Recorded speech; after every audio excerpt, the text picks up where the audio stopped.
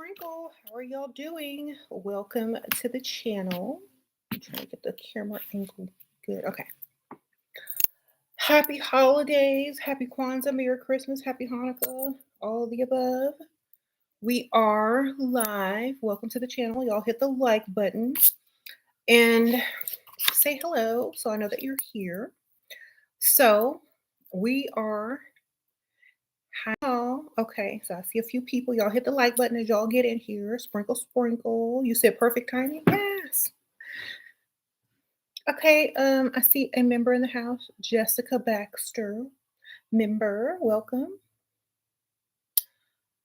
Okay, so the title of the video is Did I Change the Social Norm? I'd like to think so. I'd like to think it was me among other people, but I think I was the brave soul that was very outspoken in voicing my opinion on the status of, relationships, what it means to be a woman in a relationship and what we deserve, etc., etc. I feel like I was one of the pioneers, at least in the last 10 years or so, that pushed being um, no longer a doormat to the forefront and allowed ladies to feel as if they were deserving of more and also how to get it. Like giving the information on how to get what it is that they wanted or what they deserve. So you said I popularized the words pick me, yes. Well, I don't really want to be like the type of person that is trying to become a famous off of anything. I just wanted to see a change. And the most rewarding thing of being able to do that is to actually see the change in the next generation. Because I've been on here for 10 years. Okay. So I would say the generation that's coming up now, or the one that were watching, the ones that were watching my videos in my generation as well, are, switching into what they really wanted. Okay. Because a lot of people didn't even want the social norms, which means, it was socially normal to cook, clean, and be a good wife and do it, and submit. That was the social norm. So a lot of women didn't agree with that internally. They just felt that that's what you were supposed to do. But I'm the one that stepped out and said, you know what? It's not normal if you don't like it. It's not normal if it's not your norm. We create our own norms. And if we don't like it, then we change it. Okay, serenely ascending, sprinkle, sprinkle, member in the house. And so a lot of people, I guess, if you study any type of psychology or whatever, people will call me like a social deviant, which means, I go against the social norms and I do what works for me. And then I share it with other people. Or it's like a positive deviance almost. And it's a positive influence on what it is to be, an individual thinker and doing what you want in your relationship, in your household, in how you date, and all that kind of stuff. So that's what I did. I was like, this is not working for y'all. So y'all need to go ahead and just change that up because there's too many people around here walking around unhappy, mad at the world, and lacking what they deserve. And I feel like if women, especially women, and this is not just for women, it's for anyone who got anything out of what I was teaching, and am teaching, if you are not happy with your life, it's okay to go against the social norms. It's okay to be a gold digger if you want more. It's okay to not date because, the person isn't financially stable and people look down on you. I'd rather you look on me than me be in a relationship with someone financially unstable. Which one is worse? I'd rather not be working than people say, "Oh, well, you're lazy and you don't do anything for a living." Yes, but I don't struggle, and I married, and men do things for me. Okay, So when people try to put you back into the social norm structure as if you're out of place, it's a red flag. It means they're afraid to go against the social norms. And if they felt as if whatever you're doing was wrong and they try to drag you back in, it means they're afraid that what you're doing is going to become the social norm and they're not going to be able to compete or do what you did. Okay? So y'all have to remember that um, they're unable to break their social norm because they've been programmed, or they fear they're not going to be able to do what you do. So they stick to the social norm because it's easier for them. Okay. It is a challenge for many people who don't know how to think for themselves or have an issue going against social norms or cultural norms. Okay, we call another thing like cultural norms. A lot of people were, I would say, imprisoned mentally and emotionally by their cultural norms when those are not, you know, fixed laws. You can change, you can go against them if you choose to, if that's what's going to help you.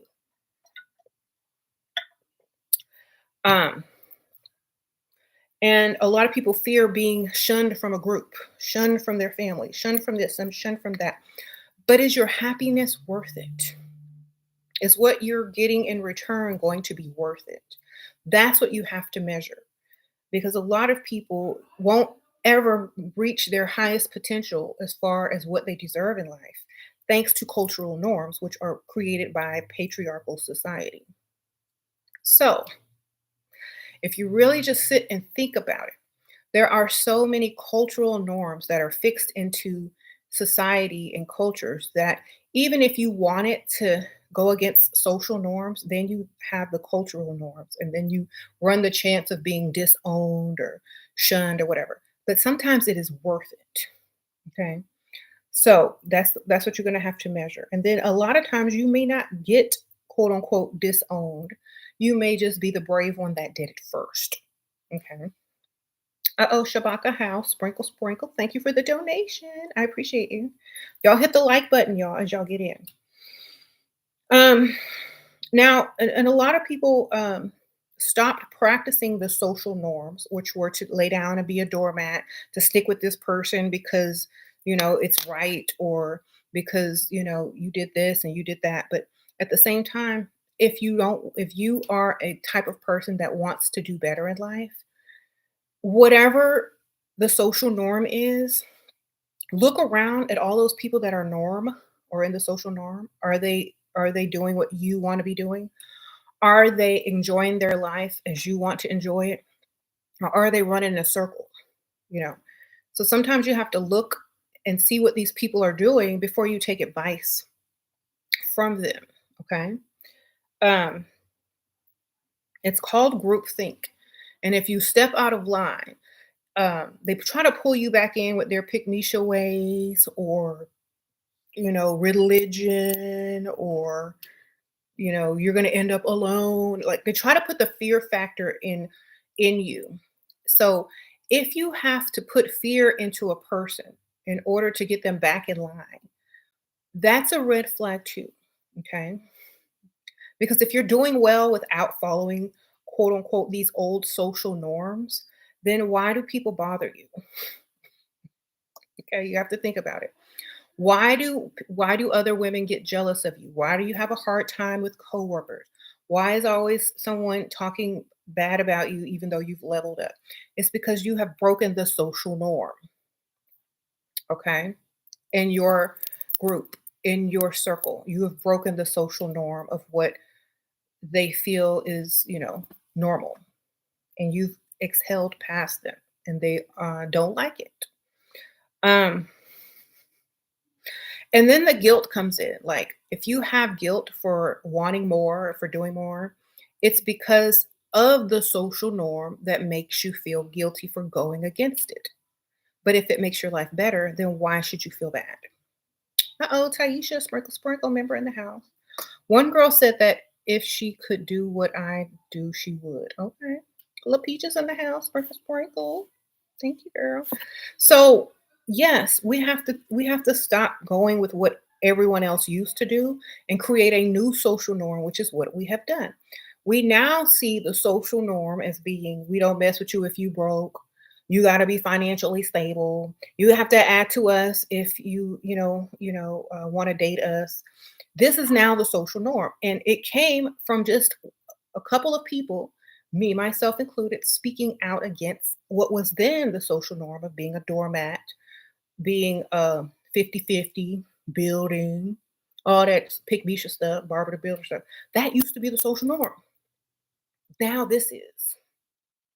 So, and if you're against what I teach and you want to go against the new social norm, that's perfectly okay because we're all supposed to do what we want to do, not fit into a group or a social group and do whatever they do. We're supposed to do what's best for us individually.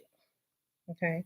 So I did like when I say social norm, I'm just saying more people are, listening and doing what is best for them now versus what was taught, a decade ago about, being a pick me and, you know, um, doing all this stuff for some man whose credit score is so low he can't even buy you a piece of bubble gum. You know what I'm saying? You're not gonna pour into someone who's an empty vessel with a hole in the bottom of their cup because you're just gonna be wasting your time. And that's what a lot of guys have become because there were no standards in the era of Pick Misha and Barbara the Builder. All you had to do was find a woman with a good job who thought you was cute and you had it made. But when the social norms changed and women started waking up because of some of my videos, then everything shifted and then grew the manosphere, as they call it. And they didn't like it because it was not in their favor. Social norms had automatically changed to them seemingly overnight, but it took a little longer than that. But they changed so much that when these guys started to try to date, they couldn't pull the okey doke on women anymore, and they were wondering what happened. What happened? I happened. Other women like me happened. Okay. Um, and a lot. Okay, Natalia, sprinkle, sprinkle. Thank you for being a member.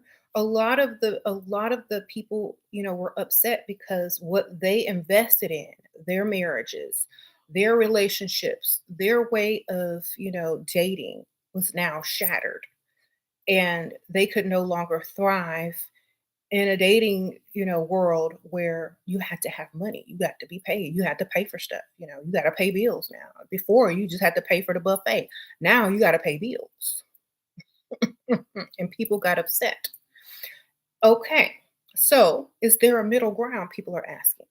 Yes, you create the middle ground individually by creating your own individual standards. Okay. You don't have to go to the extreme and you don't have to be a super pick me or Barbara the Builder. You can find your middle ground, but don't get trapped in the social norm of yesterday, you know, because that means, a man doesn't have to do anything and they can do, pretty much have the life that they want, but you have to do everything. Now, that narrative needed to switch or at least become a little bit more even. Okay. Oh, Star Ruby in the house. Sprinkle, sprinkle. You said, what if you're not attracted to him? Then you're not attracted to him. But are you attracted to his money and the lifestyle that it can bring? See, the thing is, you only have to be attracted to somebody for a short amount of time to sleep with them. Okay. But that money lasts. That money can buy you stuff that lasts a long time. So that is what I'm trying to say. Like, don't focus on like the short term. Focus on the long term. This is also the social norms that changed. A lot of women were only into men with looks, especially younger women. Okay. And as soon as those looks, as soon as you got your, your little tingle, then you was broke, laying down there with a broke man. So what's the point? Like he can't like if he's cute and he can make you smile and tingle or whatever, great. But can he make your bank account tingle? Can he make you smile on Christmas Day, birthday, payday, long term? Okay. So, a man will sleep with anything moving. Okay, just put a paper bag over their head. That's what they said, right? God is why I read sprinkle, sprinkle. Women are going to be trying to be extra picky, but wind up broke or with a broke man. Don't work that way, you know. And that's one of the other social norms that I think I brought into it. There are women who would probably never dream of dating someone older than them or less attractive than what they're used to. But look at the houses you have now. Look at the cars you drive, ladies. Look at the schools your children go to. Look at your wardrobe. Look at your savings account. And then go look at that man. Okay. He ugly, but your life pretty. Okay. He ugly, but your life is pretty. Okay. You're attracted to your life, right? You want to wake up. You excited to get up. What I'm gonna wear today? Ooh, I can't wait to go, do this, and that. He might be ugly, but your life is beautiful. Think about it. Uh-oh, I shine. You're freestyling a lot these days, and I only get smiles, maybe winter, the holidays. Yeah, people thank you after them gifts. Uh-oh, sprinkle, sprinkle. Wait till right before, like right now, it's like right before New Year's. People are probably trying to find new relationships. So this is probably a better time now. So yeah, we need to grow, like we needed to mature mentally as women to secure the lifestyles that we were going in debt for. Okay, let me repeat that. We need to mature mentally by the type of men that we're attracted to in order to secure the lifestyle that you were formerly going into debt to have.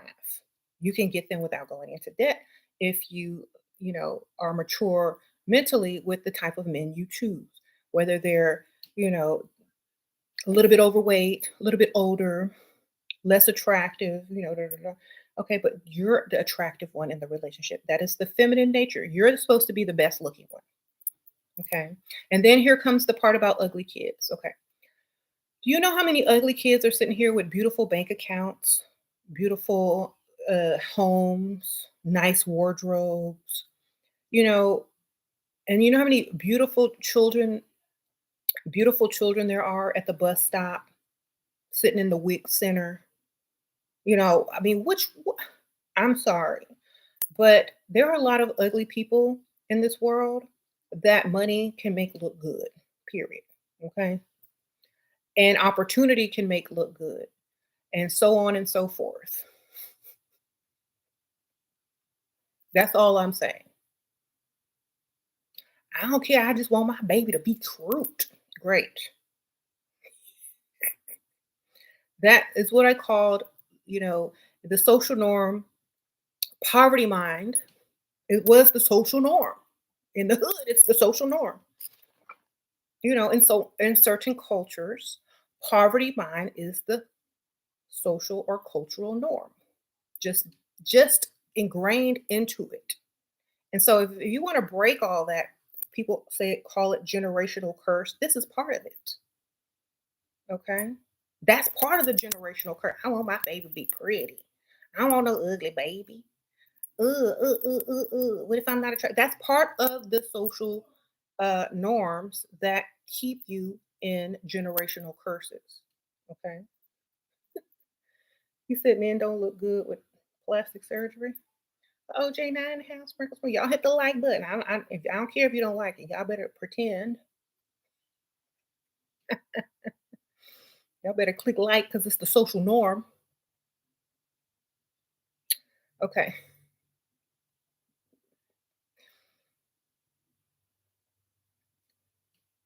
If men started getting procedures to have their caveman brows, they would be cuter. What? Okay, I'm gonna read some of these. Kids are rarely ugly, at least one. Okay, so here's my thing. What we consider ugly and what we consider attractive is based on how we feel about ourselves. Okay. So if you are a woman and you're pretty, your kids should be pretty. Okay. Your genes should be strong enough to carry on over. Unless everybody in your family ugly and you just got lucky. Okay. If you're worried about how your kid looks versus how they grow up, then something is wrong with you. Okay. Oh, super. Infinity Susie Sprinkle Sprinkle. Okay, you're 31. You going on a first date this Friday with a 43-year-old man. He bought you a $200 bracelet for Christmas. Is he expecting a hookup? This is the first time that we're meeting. I hope not. I hope you ain't expecting nothing, girl, because $200. Sprinkle, sprinkle. Um, I feel like he's still too young for you, but have fun. That's a good dinner date. That's until you find one that's gonna be able to afford a little bit more. I think I think he could just be a eating buddy. Sprinkle, sprinkle.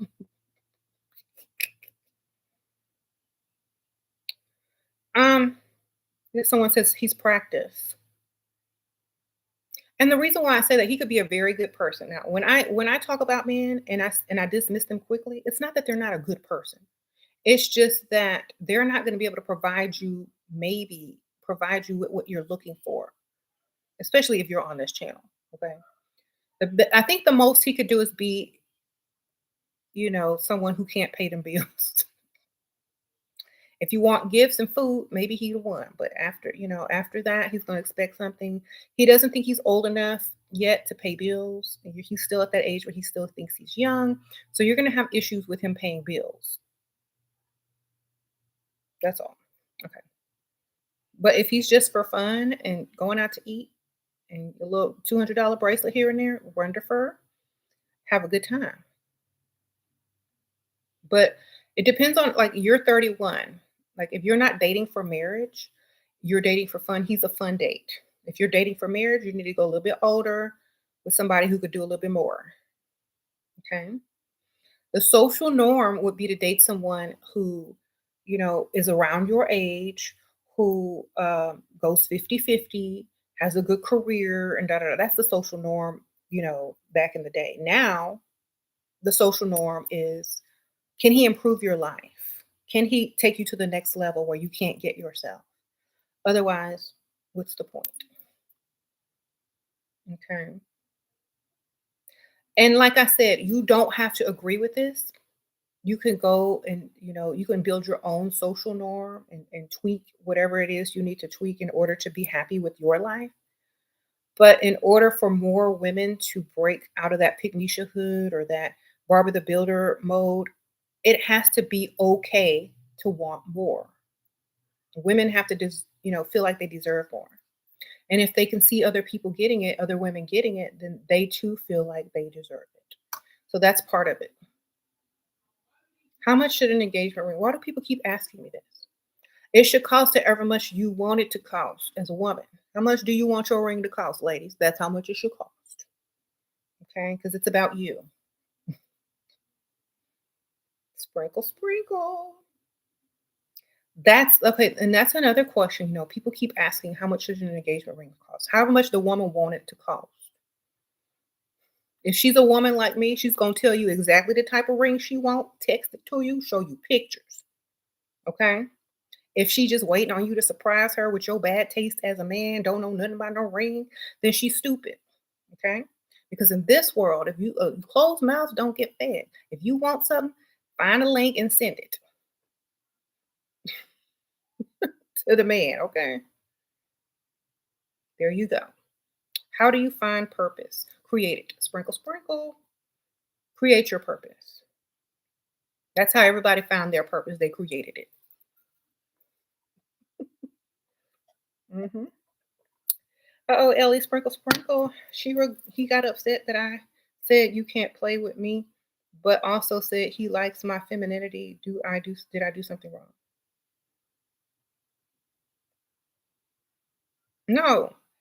Honestly, you set your standards. You did nothing wrong. He's mad at you having standards, and that is a red flag. When a man is upset with you for having, thank you for the donation, by the way. When a man is upset with you for having standards, it means he did not even want to try to reach any type of standard with you. He thought you were just going to roll over. Okay.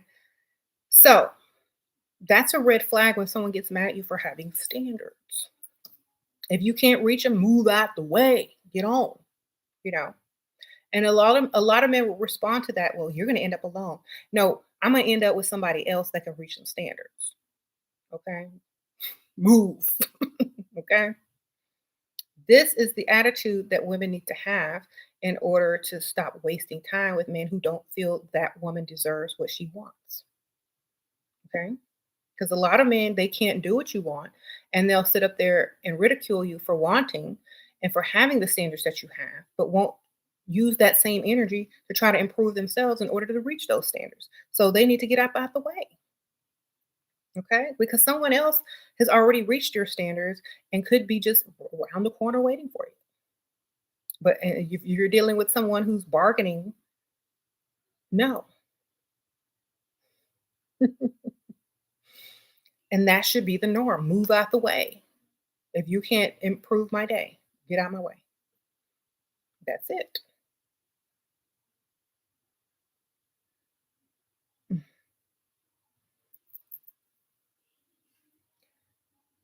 This is unrelated, but heard of you.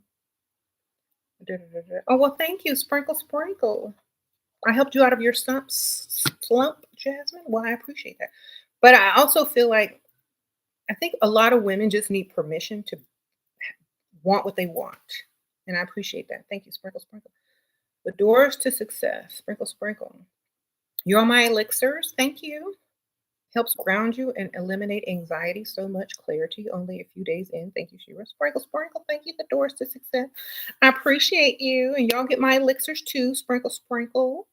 They are listed in the, I'll link it here. They are listed in um, description box below. And then I'm going to get you the link. Hold on one second. Gotta find it. Here we go. So start with phase one, and all the instructions and everything come with the elixir. So when you get them, you can just read the little page that comes with it, and there you go. Thank you, Kiwi. Sprinkle, sprinkle. Yeah, you can get the other bottles, the other ounce. Sprinkle, sprinkle. Thank you, Kiwis. Thank you, Doors to Success. I appreciate you guys. All right. Get on them elixirs. If you got problems and you need to get out of your own way, get them elixirs, baby. All right. Um, you say you took my advice, got a sugar daddy, somewhat of a sugar daddy, and he bought you a business, and then after buying the business, said I spent too much time in it and left. Well, at least you have your business now. Sprinkle, sprinkle. You making money. You go get another one, and you got your money, your startup money. See, so you did good. Shira, I asked a guy to give me his rich friend's contact because I want to take or interview fake on their business journey. How to attract those rich men? Um, you have to be what they want. Sprinkle, sprinkle.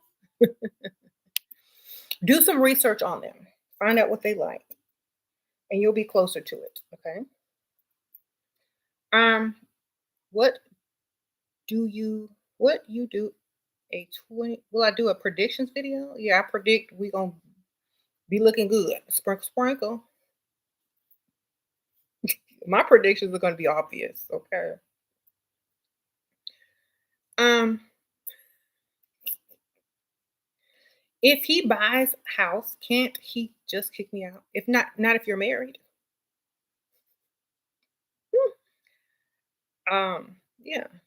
Shira, I have OCD about men contaminating you. Okay. Well, go contaminate yourself and get used to contamination. Sprinkle, sprinkle. Okay. There you go. Try to think of it on a different level. Try to think of it as energy versus germs. Okay. Make sure he clean and he ain't gross, whatever. But instead of thinking about germs, think about energy. Okay. If you have a problem with OCD. He's like if he's rich, he's gonna get his rich energy on you. Okay. You're gonna be able to attract more wealth. If he's smart, he's gonna get his smart energies on you. And then you're gonna be smarter than him. Okay. So make sure you go for men who you want to contaminate you. Okay, sprinkle, sprinkle. Don't go for no dusty now.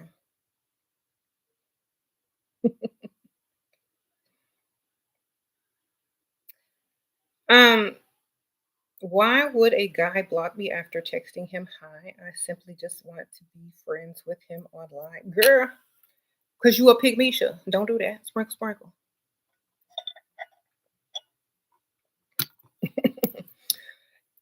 Honestly, in a nice way, I'm gonna explain that. Men don't like women who chase sometimes, unless those men are feminine. So if they don't chase you, you don't chase them. Okay. You wasn't flirting though, but you still reached out. That's like a red flag. Oh, like usually when a man gets online on his Instagram, he's not ready to see women in his inbox. That's something that a woman expects. So stay out them inboxes.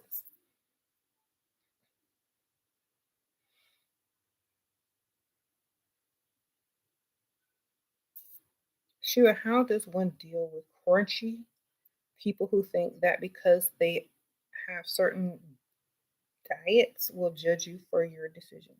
Diets?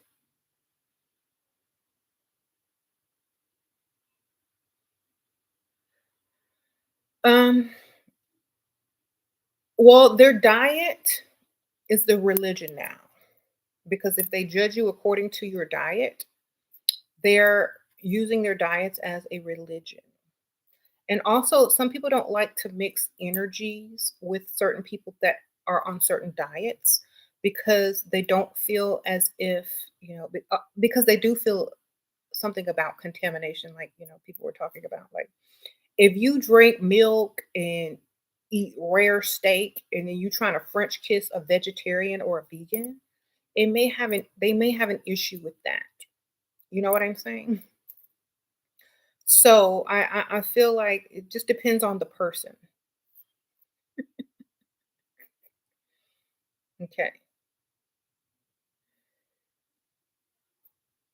You said if you eat pork, you can't kiss me? Okay.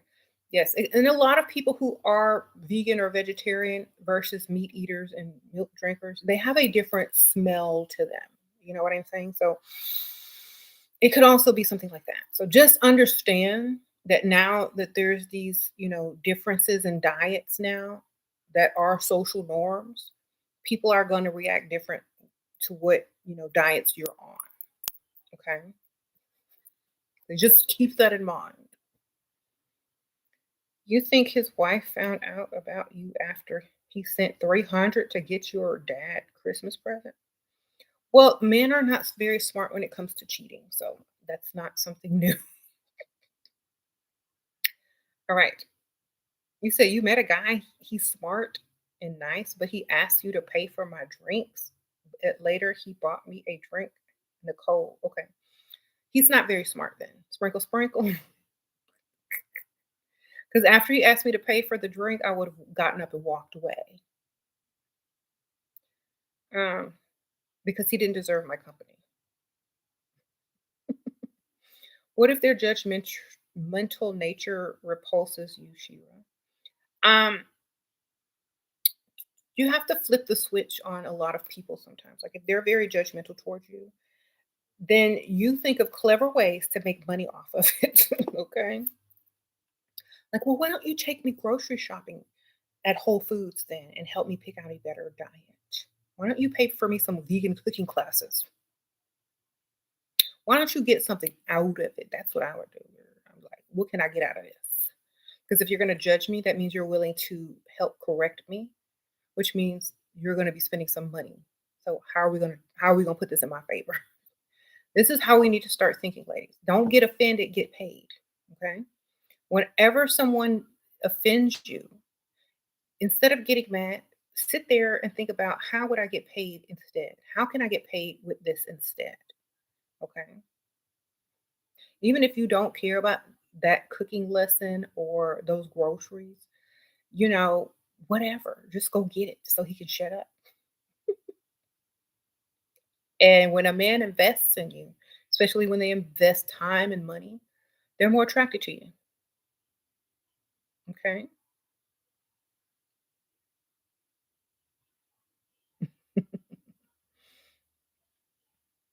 When people touch your stuff, you get triggered by OCD. How to stop this? Um, when people touch your stuff and you get triggered, honestly, for me, I would think about why you get triggered. What was it that made you get triggered in the first place with people touching your stuff? If you don't like people touching your stuff, tell them straight up. Don't wait till you go crazy and triggered. Tell them ahead of time. Look, I don't like people touching my stuff. I got OCD. Keep your hands to yourself. Every time you touch something, you owe me $5. Don't touch it unless you're paying for it, ma'am, sir, whatever. Okay.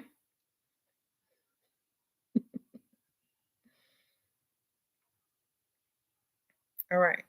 A rich guy likes to talk to you, but didn't send me any gift on your birthday, even though he said he wants to gift me a bag, but still chasing me. How could I? Girl, there's these thing called links to the store, links to websites where you can purchase. There are these things called wish lists on Amazon. Give him the tools he needs to get you what you need, baby. And a lot of women expect these guys to walk around being psychic and knowing how to shop. Men don't know how to shop. Send them the links, baby. If you want a gift, he said, as soon as the word gift came out of his mouth, the next message would have been a link for me because I would have already been scrolling while I was talking to him. I'm just waiting on the keyword, baby. Okay. I already had my gift picked out in my notes section. All I got to do is copy paste.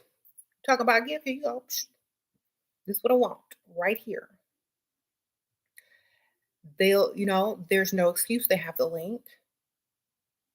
They said gift. You automatically responded right away. And the conversation has to keep going about that gift now. Oh, Star Root, sprinkle, sprinkle. Oh my God, I said this. You are the same way. You hate when people touch your stuff. You have pals. Sprinkle, sprinkle. um, would men view homeless women who's exchanging sex for house low value? Um, not if they have options. Sprinkle, sprinkle. Remember, if you're one of those ladies who are homeless and trading sex for shelter, if you have options, you're not what they call low quality. You've got options. Okay. Sprinkle, sprinkle.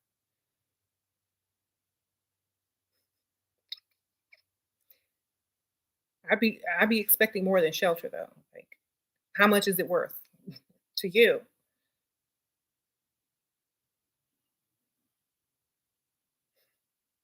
I don't like when people have an issue with taking notes at work. Okay. Okay, here's another thing about social norms.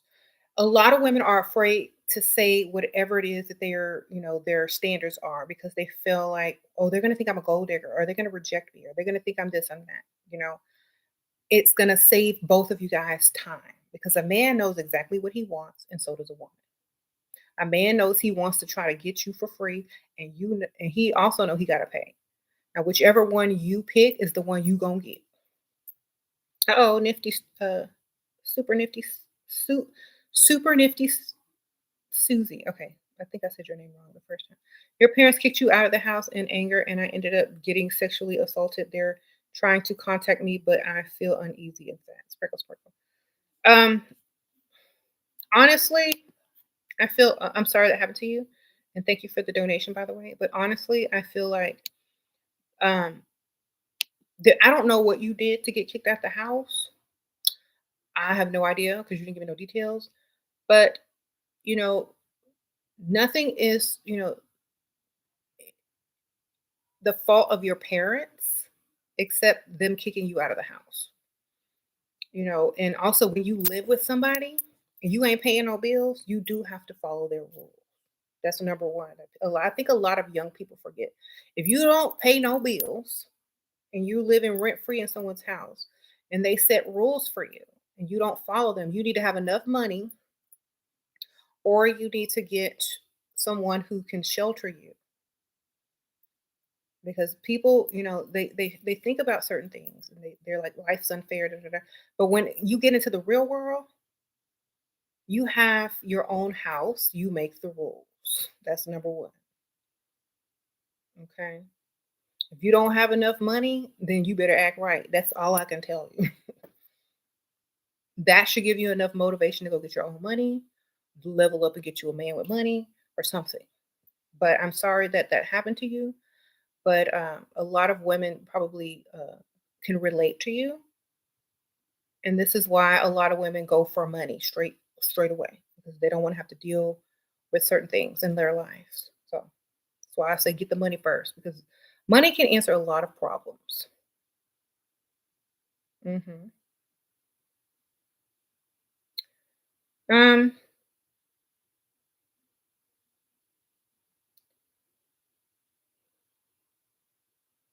yes, sister, your mom kicked you out at 18. Yes, feminist wife tends to forget that we need to pretend to be submissive to our man. No, I don't pretend nothing. How do you manage to make some people don't want to talk down in work situations? How do you make manage to be some people? Honestly, when you step into the workplace, ladies, when you step into the workplace, you are abiding by their rules. Okay. In a workplace, people don't value you as you value yourself. You are an employee. You're just supposed to do what you're supposed to do. And if you come in there looking any extra good, if you come in there shining extra bright, if you come in there getting favor over them, they don't like it. Okay? If you lower their self-esteem just by walking in the room, they don't like it. These are people too, you know. And so if you have leveled up to the point where you can't even work in peace anymore, that should tell you you're supposed to be either owning your own business or not working and letting some man pay for you. Okay. This is the sign right here. There are some people that can't really work. Do you ever walk into a business and see an overly attractive woman sitting there helping you? Think about it. It's very rare. You walk in somewhere and the woman who's helping you is drop dead gorgeous. I'm gonna wait. Y'all tell me. Unless they're a stripper.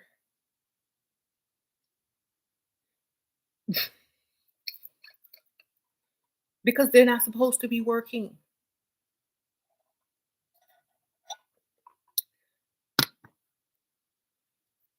And I'm gonna tell you why they're not supposed to be working unless they own their own business. Because they will get harassed day and night. They look too good to be working.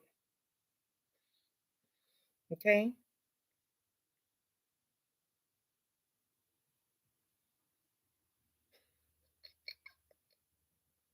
There you go.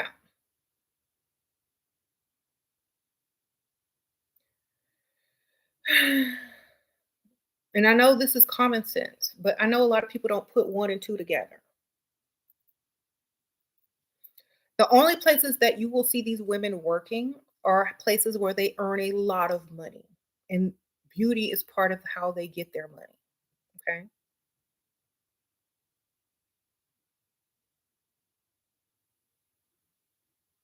Why do men not want to date their coworkers? Because it's sexual harassment. Okay. Sprinkle, sprinkle. La peaches, sprinkle, sprinkle. Because they could turn around and lose their whole career if you get mad at them one day. And that's I never really suggest dating people unless you're dating the boss or the owner, especially at work, okay? If you ain't dating the boss or the owner, what you doing?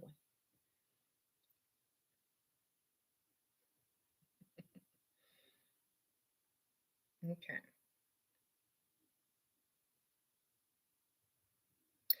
Okay, well, if you're a man, you can lose your entire career due to a sexual harassment case. Y'all know this as women, okay? Let's say he dates you, right? And y'all have an argument or a fight and or he gets caught cheating on you. And you have to see him every day at work and you're just mad and you want revenge. And you go and tell somebody, he did this and he did that, and he harasses you at work and this and that, and get him fired. He's worried about his career. He ain't worried about you. He can go get a wife anywhere. You know what I'm saying? So now there's a such thing as a work husband, which means you have a little crush on him. He got a little crush on you. He does your work. He takes you to lunch. That's as far as it goes. He might buy you a gift or what for Christmas or your birthday, but that's as far as it really goes. Stop trying to date men who make the same amount of money as you. You need to go higher. Okay. Y'all are looking at, oh, he makes good money too. No, he makes good money and he's not gonna need mine. That's what you need to do. Oh, Maria, sprinkle, sprinkle. Work husbands are the best. Exactly. Y'all need to thank you, Maria. Appreciate that, girl. Y'all need to create a new mental. Don't date people that will go 50-50 with you. They need to pay more. Okay. Oh, super nifty Susie. Is it possible a very attractive woman is single for 4 to 5 years? Also, what age bracket should an early 30s woman focus on? Yes, it's perfectly normal if you're very picky. If you're out there constantly, freestyling, you're going to meet people. Okay. If you're early 30s, you need to focus on 50s and up. If you want that bag, baby. Sprinkle, sprinkle. Um, say work. You hate work husbands, then he's not my husband. What? Hey, Sheila, what do you mean you don't present nothing? Pretend present nothing. You pretend to be submissive. So what do you do? Okay, if you pretend to be submissive, now here's the thing: you got to be rich. A man has to be able to outdo me times 10 for me to even pretend to be submissive. Okay, because if I can do that for myself, why would I submit to you? No, this is the question you need to answer in your mind. Why do you have to be submissive? If basically if you can do what he's doing for you, why do you have to be submissive? It needs to be so much that he's doing for me that submission will be natural. And it doesn't mean being someone's slave and maid. It means letting them finish their sentence, not interrupting them, not talking down or negative to them, not having to correct them, trusting them to an extent. That is submission from a modern woman. Okay, people can hire a maid if they want somebody to scrub, cook, and clean and wash dirty drawers. Okay. Now, if submission means giving him sex when he wants, then um, what about what you want? What if you don't want sex and he says, "Well, you're my wife, you're supposed to submit"? Well, that means you can go out to the car dealership and ask your husband to buy you a new car at any time that you feel like it. Okay? So just think about that.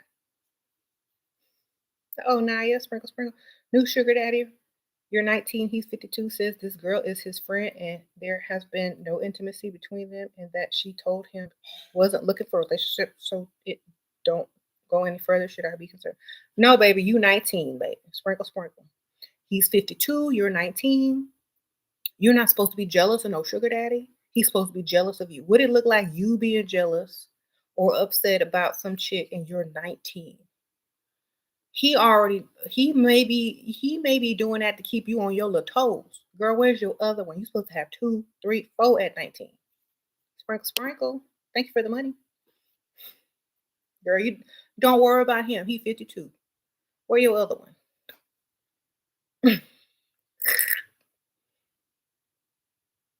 He'll be fine. Don't worry about him. Just collect your money. All right.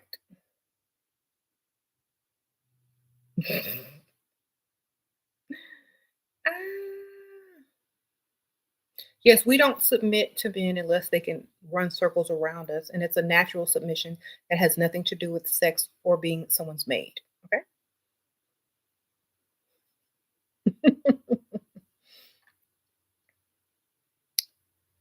All right. There's rules against dating the boss at your job. How can I secretly make it happen? Um, well, if there's rules against dating your boss, then I would go for the owner. If you don't know the owner or can't get to the owner, um, date another boss at another job. I don't know. I mean, if you're willing to uh, sacrifice your career and job over dating somebody, then great. I mean, I feel like I would just be trying to date somewhere else. Now, if you can get the boss to have a crush on you, you can get more, you know, a raise, more benefits. You know, you can be late sometimes. You can get your way, take some days off. That's the best way to start.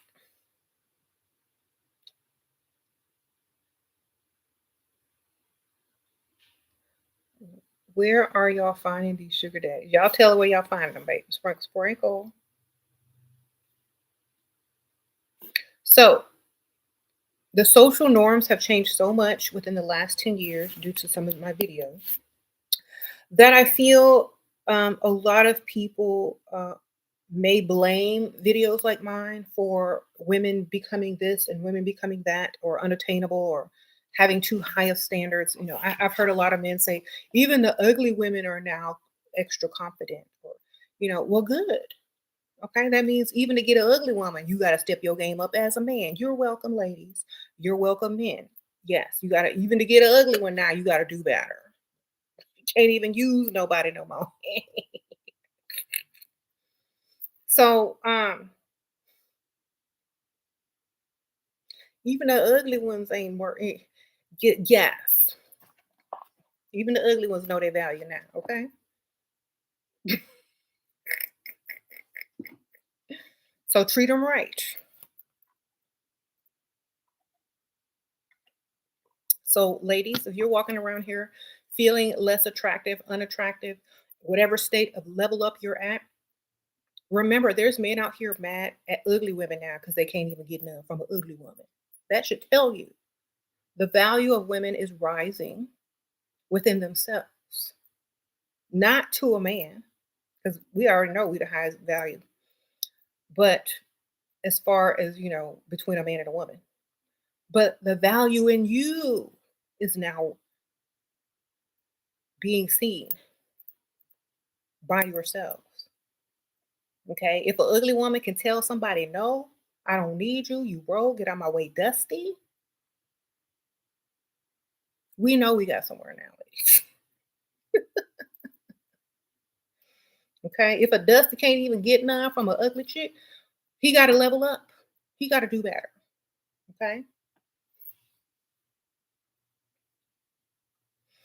If he went through all his numbers and his contacts and waited to the last one to call her because she was the ugliest, and she say no, his six pack good, six pack good,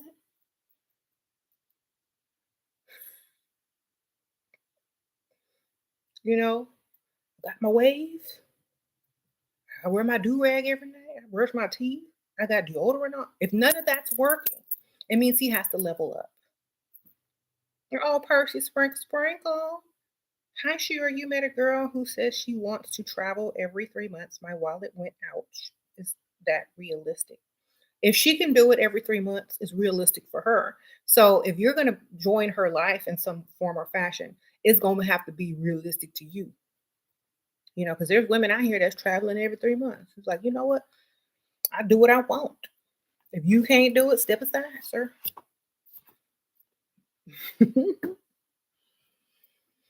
Thank you, Percy Sprinkle Sprinkle.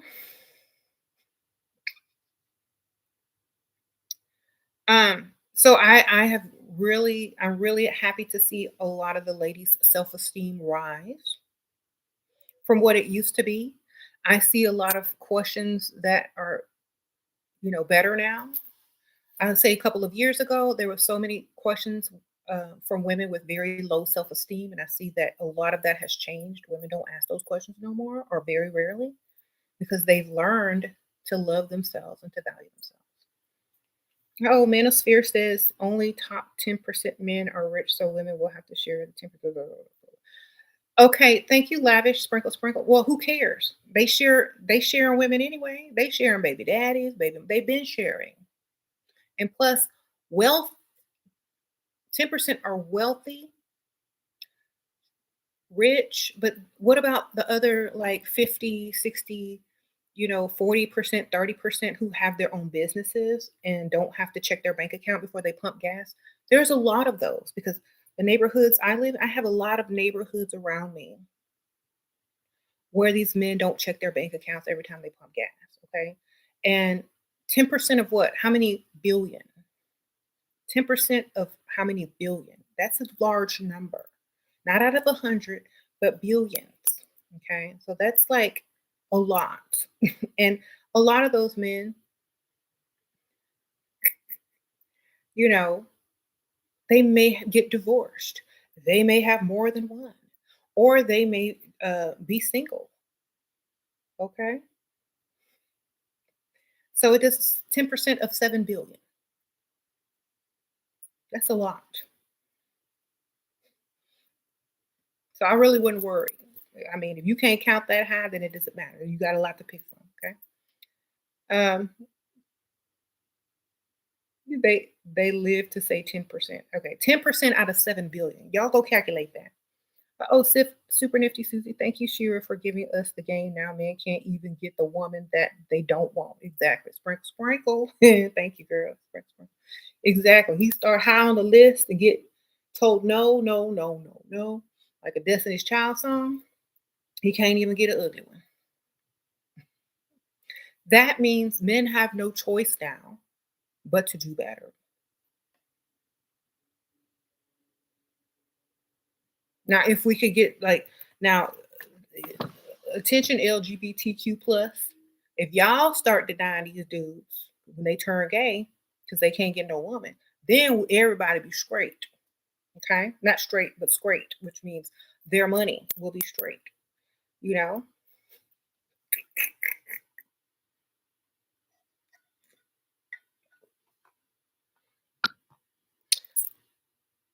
just because you're gay does not mean you should be easy. I'm putting that out there for y'all. Just because you gay don't mean you easy. You should be even harder to get. Shoot. All right.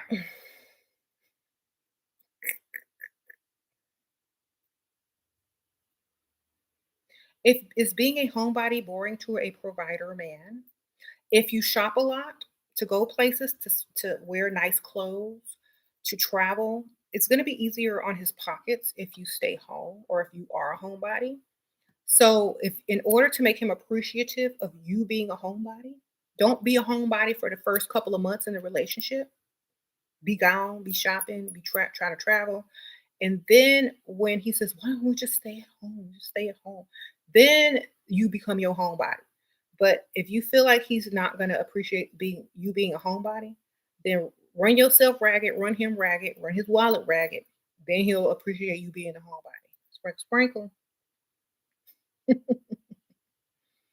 There you go. You said gay folks got standards too. Please, yes, and make the standards even higher. There you go. Sprinkle, sprinkle. You get what you want. That way, Dusty can't go either way. He got to just go up, level up. Okay. So a lot of these Dusties be like, man, I can't get no one when I'm too broke. I start putting on his clear lip gloss, cleaning out his nails, doing his baby hairs, and getting no lines. See what he can get at the cash out. So keep your standards high too, okay, sir, ma'am. You said gay for pay dusty, exactly. Watch out for them gay for pay dusties, okay? Most of them gonna have a baby mama and on child support. That's your red flags.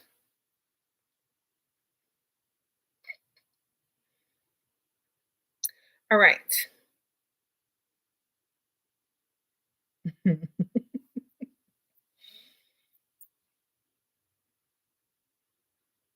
You said your sugar daddy never followed back up about your Christmas gift, only sent a text. Should I cut him off? I never responded to the text. He always been very generous.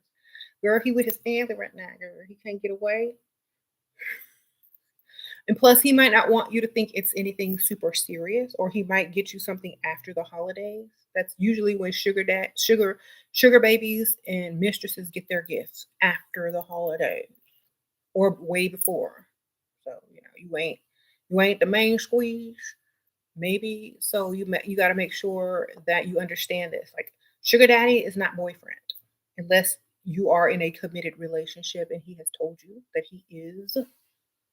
But other than that, he's not your boyfriend. So just, keep that in mind. Oh, Percy, sprinkle, sprinkle, baby hair. Y'all silly. Do men have baby hairs? They do. Comb. They fade down. All right. I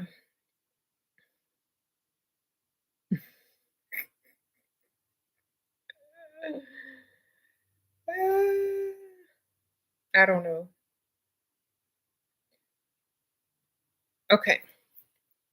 So the social norms are now, gold digging, getting what you deserve. You ain't messing with no broke dude. All of this is now social norm. Now, let me tell y'all, women and men who are here who don't agree with this, but just pretend to agree with it because everyone else is doing it. If this is not for you, then don't do it. You know, it's let me tell y'all something. It is okay if you want to be a Pygmisha or a Barbara the Builder. It is okay. I'm not gonna be one.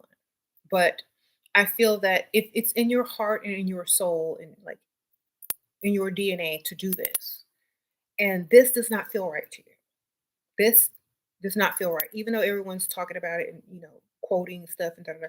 If this don't feel right to you, then don't do it. Okay, that's the best thing I can tell you. Like if this feels utterly wrong to you, until it feels right, if you want it to feel right, don't do it. Because a lot of times cultural and social norms put guilt in you, okay? Or you just don't agree with it, period. If you feel like you're supposed to do this, then that's what you're supposed to be doing. But if you are conflicted about the social norms that tell you to cook, clean, and be somebody's slave, or submit, or to do this, and that, or build with a man, if you're conflicted about that, then this is probably healthy for you to hear what I'm teaching. But if you think it's perfectly okay and you have no problems with it and you love that lifestyle and you don't mind it and it's everything you've ever dreamt of, then just because this is becoming the new social norm does not mean you have to hop on. Does not mean you have to hop on this wagon. If you are very traditional and this is what you've always wanted and you like cooking and cleaning and doing all these things, if that's what you love, that's what you just live to do, and you don't want your husband or your boyfriend to pay all the bills because you want to pitch it, then get off this channel because I don't want you subscribing to something that you are mentally and spiritually against just because it's becoming the new social norm. Like I'm not trying to influence people who don't feel this within. I like to tell people, do what's best for you. Okay. Mhm. Is your sugar daddy a narcissist or am I too soft? I think a lot of people throw this narcissist word around. Your sugar daddy, as long as he paying you some bills, as long as he giving you money, then who cares? He ain't your boyfriend. He ain't your husband. Get your money because that's the whole goal. You know, y'all getting too y'all mixing up titles. Sugar daddy is for money. Oh, Maria Sprinkle Sprinkle, you started it all. Pick me chicks, pick me, she'll level up, Dusty, Barbara the Builder, on and on. I followed you since you've talked about this. You are a true goddess and always give you your flowers. Oh, thank you, Marla. Sprinkle Sprinkle girl. Oh, Anika Jones, Sprinkle Sprinkle, you changed my life. Everything you said is valid and I'm seeing it every day. Also completed all your elixir and on repeat now. Okay, girl, me too. Sprinkle Sprinkle. I'm on the repeat too, girl. Sprinkle Sprinkle. Thank you. Thank y'all for the donations. Marla and Anika, sprinkle, sprinkle. Um, so y'all hit the like button, y'all. Sprinkle, sprinkle. Appreciate y'all hitting the like button.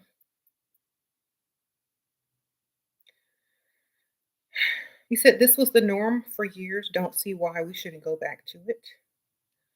Our narcissist, the narcissist. Oh, Nicole, Sprinkle Sprinkle. Hey, Shira, your videos have changed my life. Thank you for all that you do. Sprinkle Sprinkle, girl, I appreciate you. Thank you for the donation. And y'all, Happy New Year. If I'm not on here before New Year's, I might be. You said overcoming triggers. The best way to overcome a trigger is to ignore them. Like if you have triggers, focus on something else or stop caring about the triggers. Y'all like my cup? Yeah, this is a Christmas gift from one of y'all. Yeah, yeah. It's pink. So stop caring so much about what triggers you. Like if you wake up to be triggered,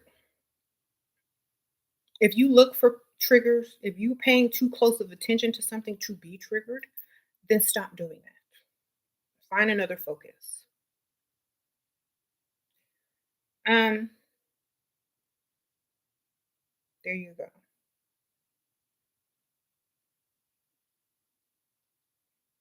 Can you speak more to people mixing up the title roles? Okay. A sugar daddy is not your boyfriend. That's number one. A sugar daddy is a sugar daddy. That means he gives you money, takes you out to eat, maybe takes you shopping, maybe pays some of the bills. Doesn't mean that you are in a committed relationship with a man and has to know his whereabouts, what he's doing, and da da da da. Okay. This is why I tell you guys to have more than one because when one doesn't follow through, the other one probably will. And you don't get emotionally attached to them. You get what you need from them and keep it moving. Oh, Monique, thank you, Sprinkle Sprinkle. And women who have never had sugar daddies before or this is new to them, they're treating the sugar daddy like a boyfriend. And that's the no-no. Okay. Remember, they want to chase you. They're trying to give you money. Let them miss you. Let them chase you. And chances are, if you're a sugar baby, they probably have more than one. So that means you need to have more than one sugar daddy. Don't let them find out either. Be smart, okay? Oh, Percy, Sprinkle Sprinkle, your Xmas gift is on the way to your driveway. Sprinkle Sprinkle. I got Amazon. You sending me something from Amazon? Purse, Sprinkle Sprinkle. Appreciate you. All right. Um, what about avoiding the triggers? What about avoiding what triggers you that way? That's what I try to do because it's so hard not to care. Okay. So, what is one of y'all's biggest triggers? So maybe I can help you with maybe if y'all have a common trigger or something. Should I be offended that he just wants sex? I hate feeling used. I change his mind from that to relationship? Um, he obviously if is he giving you money, girl?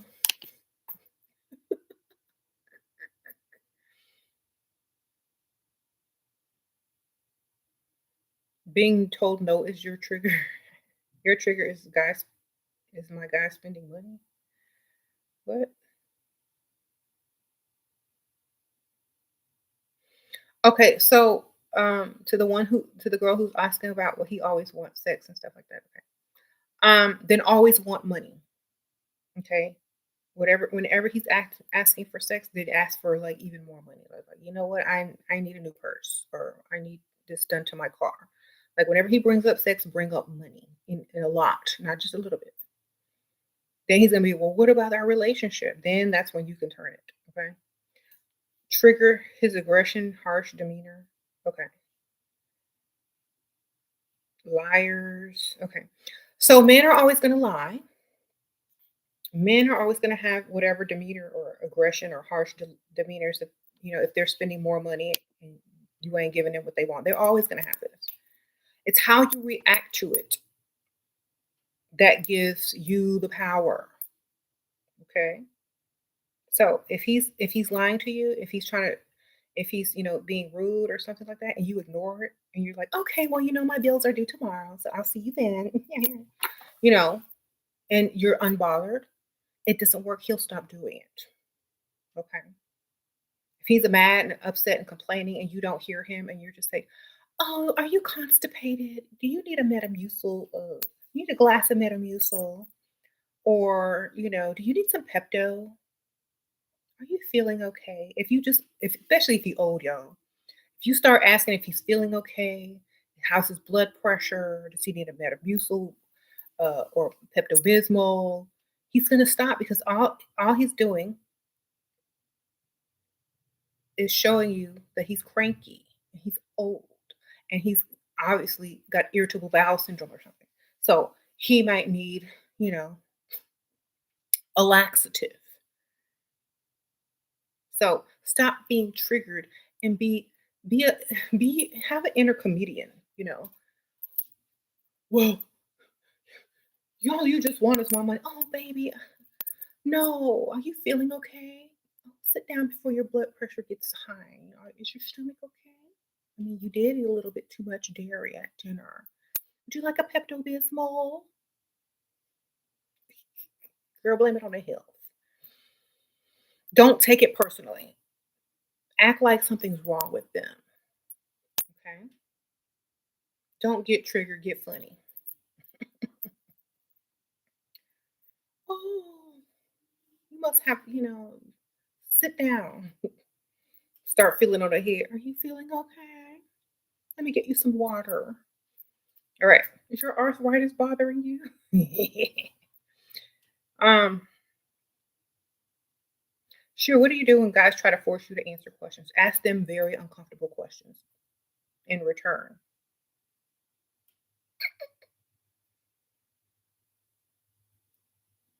Okay. Or play the question game.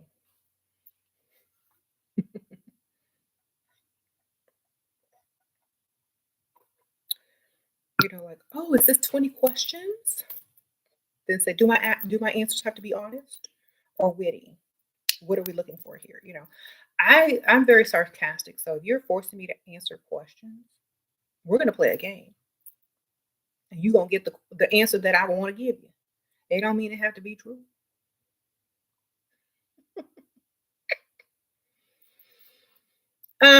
Remember, ladies, you have a choice. You don't have to do what you don't want to do. And a lot of women don't think like this because they're so brainwashed into submission, to bending, to doing what people want them to do. Do what you want. If they ask you a question and you don't want to answer it truthfully, don't. Or if you don't want to answer it all, ask them a question. Change the subject. Hmm.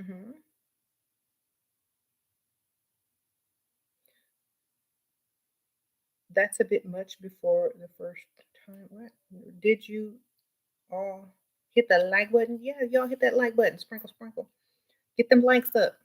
How to gain good friends. What are the traits that people are attracted to look for in a friend?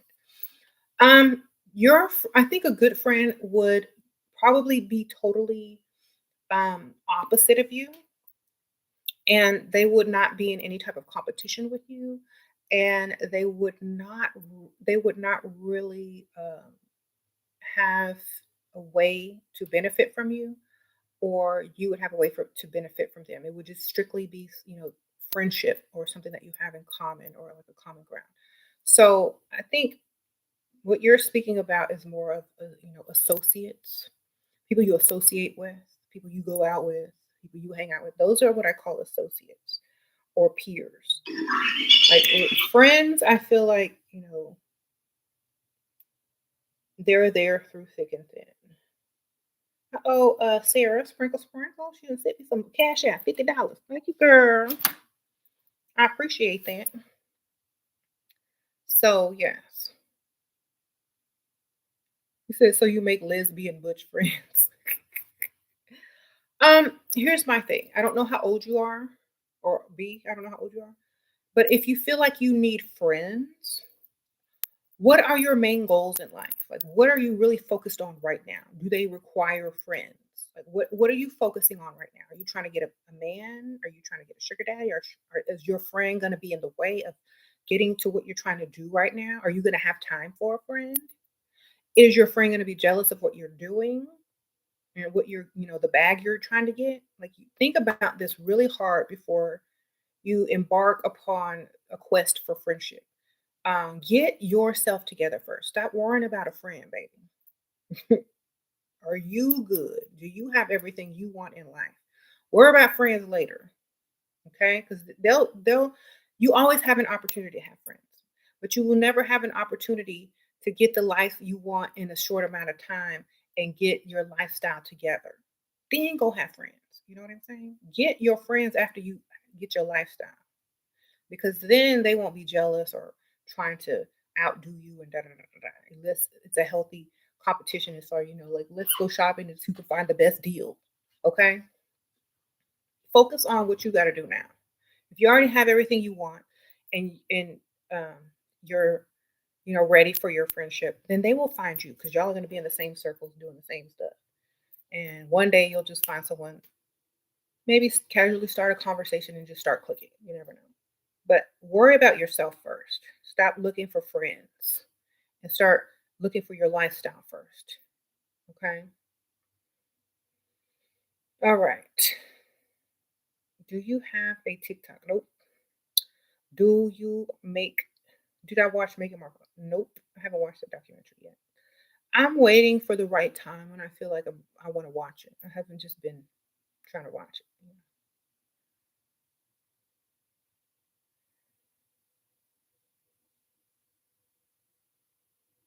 What's a good? Okay, you're 30 years old, never been in a relationship before. What's a good excuse to give a man? Don't tell him. Lie.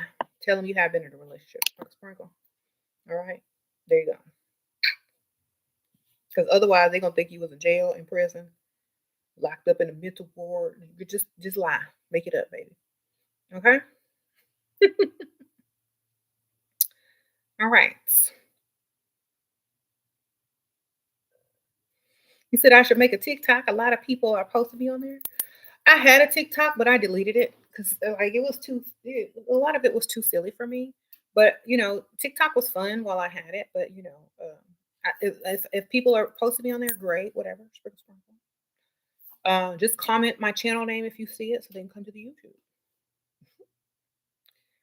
Um, why do women? No, why do men claim to want a good woman? When they say they want a good woman, it means they want a doormat. Like y'all need to read between the lines. Okay, I want a good woman. What's a good woman? One that's gonna do what you say. One that's gonna take the least and give the most. What's your definition of a good woman? They may say good, but what's good to them may not be good for you.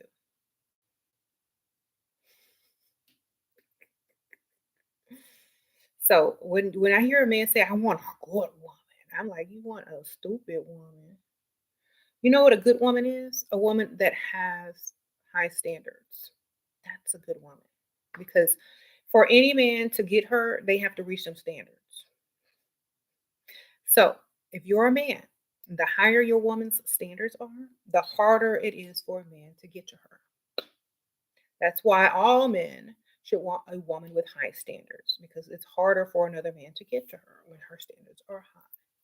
That means she ain't finna mess around with no dusty behind your back if you rich, unless she's stupid and dumb. Okay? That's a good woman. She's a good thinker. And she's not gonna mess around with nothing that can't pay or do what you can do. Okay? Oh, divine goddess, sprinkle, sprinkle. I have to go, but yes, Shira, we are leveling up because of you. Women are demanding more from men and unapologetically. Thank you for changing the game and our lives. You owe me so much. Oh, thank you, girl. Sprinkle, sprinkle, the divine goddess. Well, thank you for the donation, and I'm glad I can help all the women and the level up and all that kind of stuff. Sprinkle, sprinkle. Um,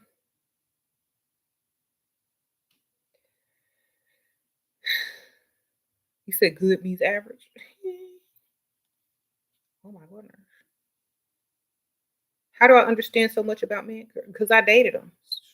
Shoot. Sprinkle, sprinkle. Plus, I'm a very observant person and I read between the lines, and I'm very smart. My IQ is very high and I can see straight through BS a lot. Okay? Sprinkle, sprinkle. Okay.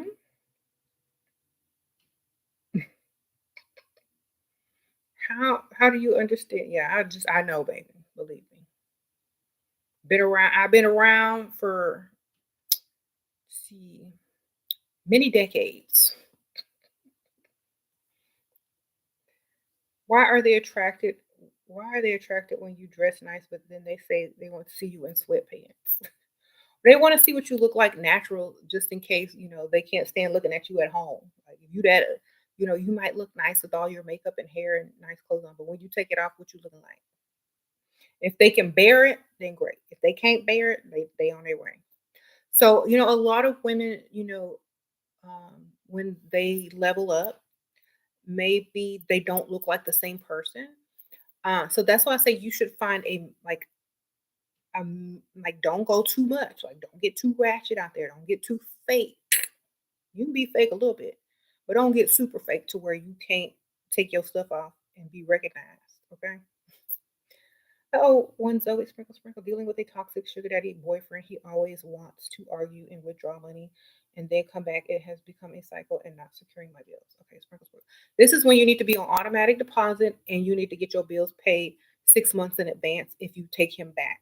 You should be like in this situation, I already have another one. And the one that's acting up, he's on probation. And in order for him to get back in good with you, he needs to be on 6 months advance in them bills in your account that he can't get no money out of or whatever. You know what I'm saying? And you need to put him in his place. Remember that. You have all the power because you're the young one. Put him in his place, tell him he's replaceable. You dealing with somebody that may way more money than him anyway. If or don't tell him that, but act like you are. Act like you don't need his money. Act like you got another one. Put him in his place. Okay? Because when they think that you're their only option, they acting up, baby. Sprinkle, sprinkle. That's why you need more than one. You need to be working on one, two, and three.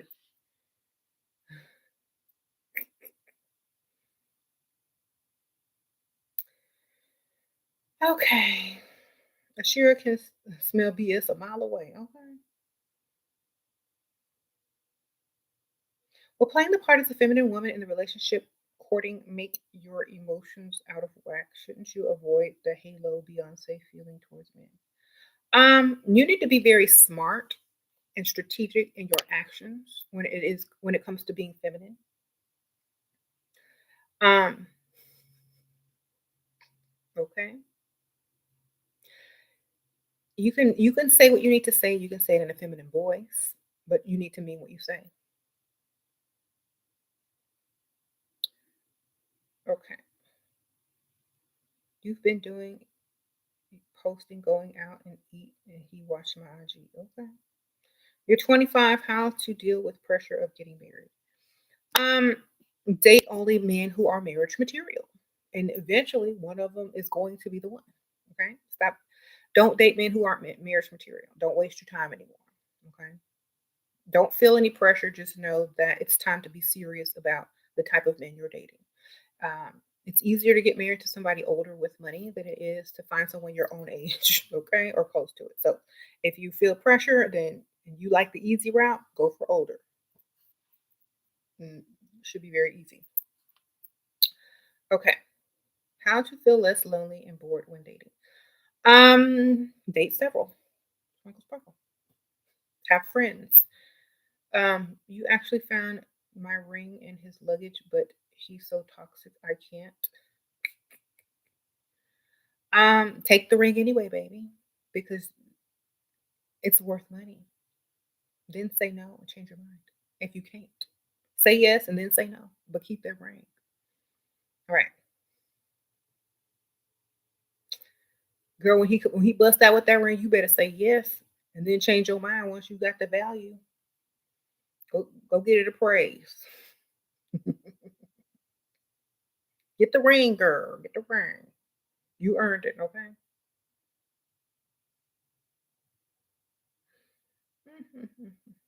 What's your favorite stress test? I don't have one. Sprinkle, sprinkle. I don't be stressed.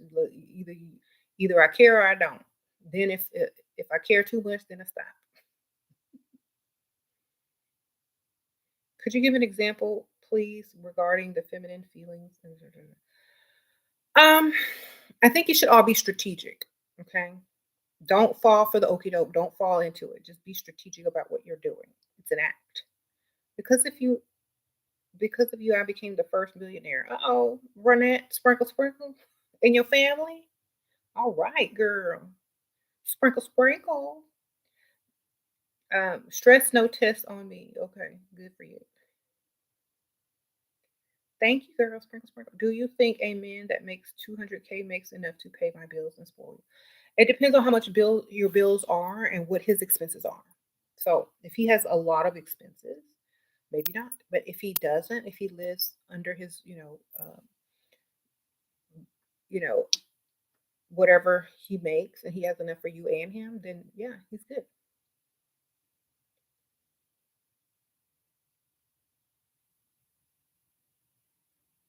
Okay, so you met a man, he's on vacation, he took you shopping in NYC, he didn't send you anything on Christmas when I asked for something. Should I cut him off? Well, he took you shopping earlier this month. Maybe that was your Christmas present. Maybe he'll give you something when he gets back. Is he your boyfriend? You said you're seeing him. Do y'all have a commitment? Is he married? Does he have another woman? Like, you have to remember that. Like, sometimes these men are already in relationships. And if your main goal is money, gifts, shopping, and sugar daddy, then it shouldn't concern you when they don't show up on the holidays unless you are in a committed relationship. You know what I mean? This is why you need to have more than one, or you need to understand the difference between a boyfriend, a husband, and a sugar daddy. Okay? Just remember, are you getting what you want? Are you going to get what you want later on? Is it worth cutting someone off because they're not treating you like a girlfriend when you are not a girlfriend? Okay. As long as as long as you're going to be able to get what you want, that should be the most important thing. Yeah, if y'all are just casually dating, then I'm not bothered. Yeah, you shouldn't be bothered. He may feel like you have another one already too, or you should. Which professionals are capable to splurge 20K? That's threshold before I can take a man seriously. Hopefully, most men are able to spend that type of money when they invest in you, and they should be at least, making enough to be able to afford to pay for your bills, their bills, and if y'all should ever get married, pay for the children in order for you to stay home and not have to work and make sure you have money to spend. So whatever that is in your state, in your whatever your country or wherever you're at, you know how much is enough. Professions, whatever profession he's in, you'll know that if he can spend money by how it looks when he takes out his wallet. If it looks like it hurts when he takes out his wallet, he ain't got it. And he's struggling. Okay. If he takes it out like no big deal, he's good. But if y'all ever seen the struggle wallet pull? It looked like it hurt to pull that wallet out. They be like, when the bill comes, they be like going all slow, opening their wallet slow, looking in it like something gonna appear. They put it down real slow. Take a deep breath. They look worried for 2 seconds. That's how you know they can't afford you. But when they just slap it out before even looking at the bill, they don't look at the bill when they come. They just slap the thing down, the card down. You good, okay? And they say, "Well, what's next?" You're good.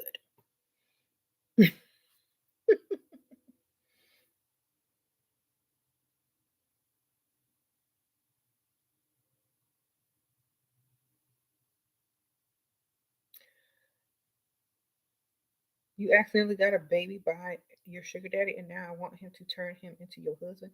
He's rich but doesn't trust me because he thinks I'm a gold digger. He doesn't respect me at all and treats me like trash. Okay, well, put him on child support and get your money. Sprinkle, sprinkle.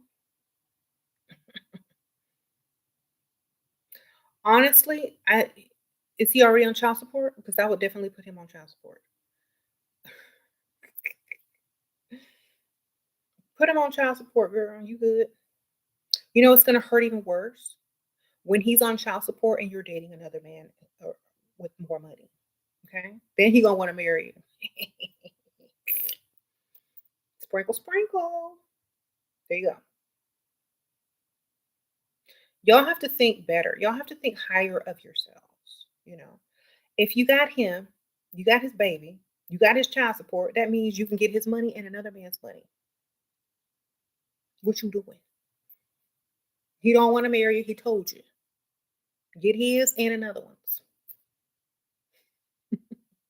I don't know why y'all think this is a game. Y'all really need to like, you know what? You don't think I'm good enough to marry, but I bet you this child support is good enough.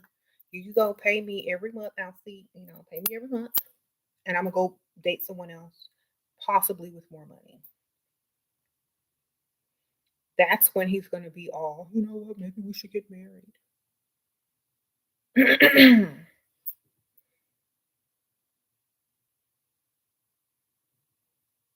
How would I level up if I was 21, living in a hotel, low key homeless, waiting on support from case manager to move your youth shelter work on housing?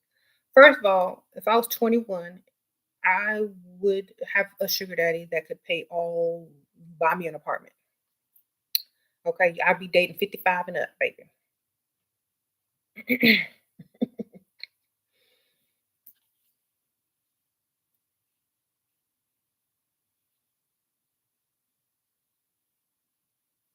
Okay, I wouldn't be trying to live in a housing.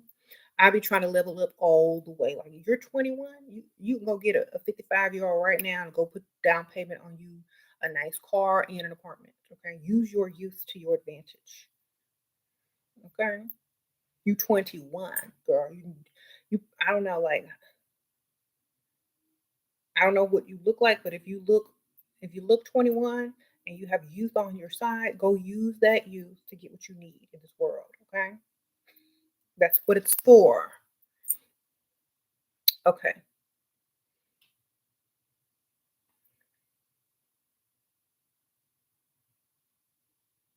A Johnny Sprinkle Sprinkle. Thank you, Divine Sprinkle Sprinkle, for being members.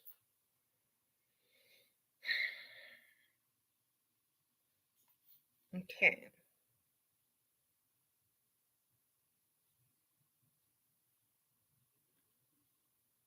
Thank you for the donation. Where do you suggest finding the 55-year-old man? Where 55-year-old men hang out during the daytime and early evening. They don't be out late at night unless they think they're younger. Happy hour.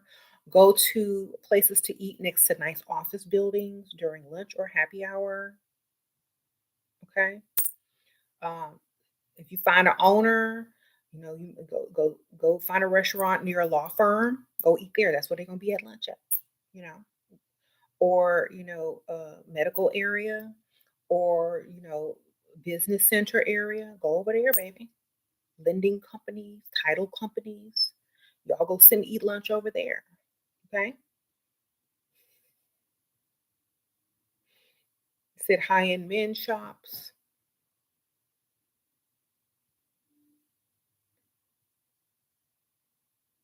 What would you do if someone filmed you without consent, threatening to leak it? Leak it, baby. We gonna get paid. Sprinkle, sprinkle.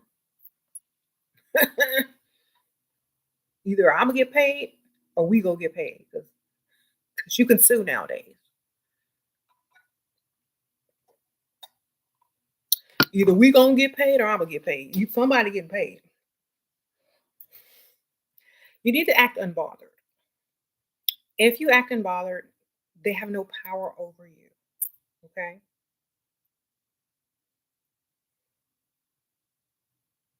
Record the conversation, then turn it into the authority. He's threatening to leak stuff. That's a form of harassment and bullying. Someone said it's a felony. So obviously they're stupid enough to text you that. They're dumb. Anyway, so you can probably get most of the money. Then you can blackmail him that you gonna turn in his felony recorded, and then you gonna get all the money. You know this is a felony, right? All right, there you go.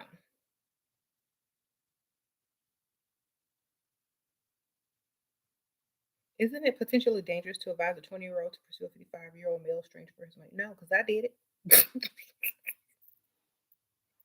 I was 22, baby. I was 22 and got my bag. Sprinkle, sprinkle. Didn't have to work. No more. There you go. I started my own business. I did what I had to do. Da, da, da, da. Girl, he my husband today. All right. It ain't you know what's dangerous? Living in a bad neighborhood, depending on who knows who, where, what. Somebody said poverty is dangerous. Exactly. I rather, yes, poverty is very dangerous. It makes you do it puts you in a bad environment. It forces you to raise your kids in a bad environment. It gives you poverty mind. I'm definitely going for the old man with the money, baby. Sprinkle, sprinkle. Think about this. When y'all go apply for a job, who are you working for? An old man with the money. When you go and fill out an application and turn it in and interview you, most of the time, who is it? An old person with some money, and that and who's gonna sign your paycheck? Why don't y'all just skip the middleman?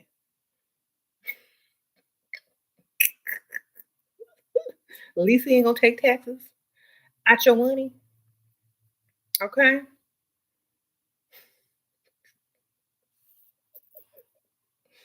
At least you ain't got to show up somewhere on time and do what you're supposed to do.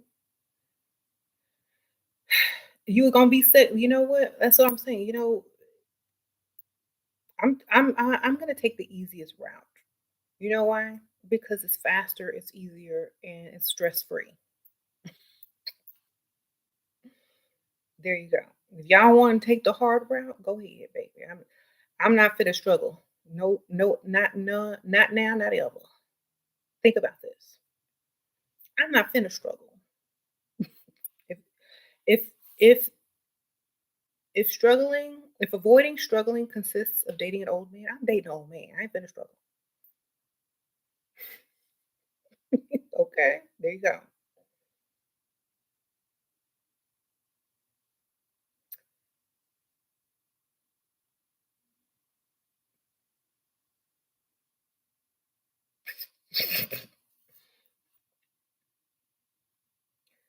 Um,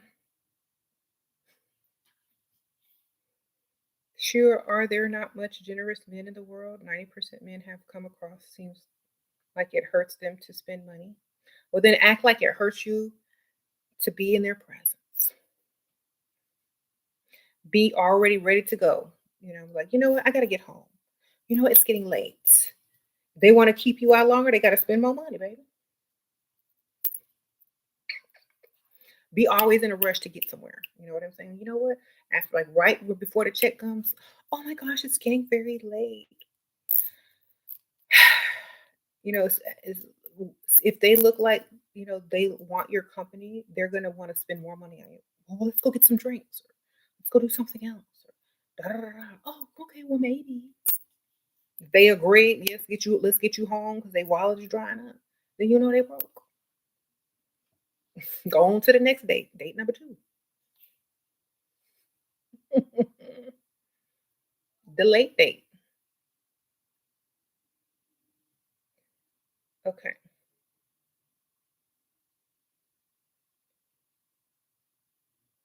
Hmm. You said, what about entrepreneurs? Where do they frequent? Well, entrepreneurs have their own schedule, so they can be anywhere at any time. Okay.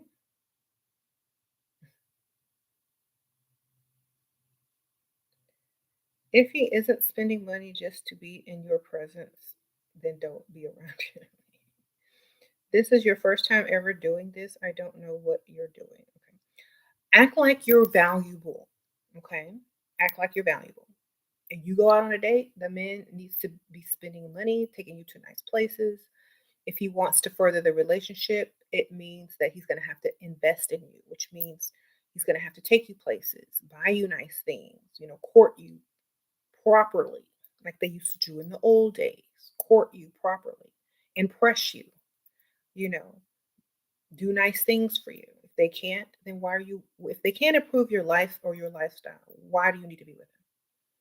This is what needs to be, thought about before deciding who you're going to date.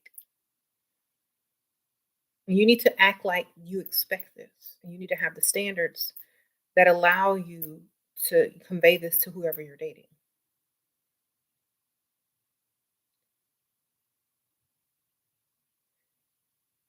Okay. You said black women being kidnapped because they're advised to pursue strange men. On this is again with the social construct of the fear factor. Okay, let me tell y'all something. There are cameras everywhere. Locations. You know, you can hit the location on your phone. They have all these new apps now. Women have Mace. A man is going to cash app you money and you're not in any type of danger, darling. A man can sell you money without you being in any type of danger. A man can show up with a gift in an envelope full of cash in a public area, in a place, in a restaurant, and hand you money with no issues. Okay. Y'all are just mad because y'all can't do it. Okay. If women are coming up missing, it's because they on a stroll. Okay. Women who are smart, intelligent, and know how to navigate the dating world like they've always been. A man can a man can kidnap a pygmisha faster than they can kidnap a woman who want money. Okay, because pygmisha's stupid and she'll get in any dusty's uh, mama's car and be took like that. Okay, so y'all have to think about it. If they'll take you, they'll take a pygmisha. And pygmisha easy to get. Okay,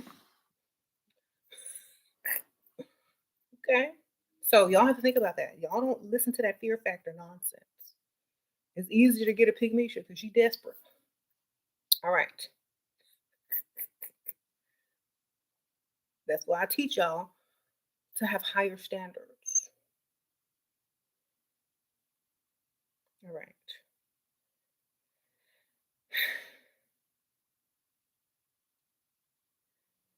If you tell him I'm pregnant for a second baby and ask him to marry me if he wants me to do abortion, he would it be I would be blackmailed. Girl, first of all, if he broke, I'm not even having the discussion. Okay, sprinkle, sprinkle. I ain't finna. There is no discussion if he broke. Period. Now, marriage to a broke man is not an issue. It's not. It's not in my cards. Okay. If he got money, real money, I'm not telling him that I'm pregnant. He gonna get on child support, and when he tired of paying, he might marry you.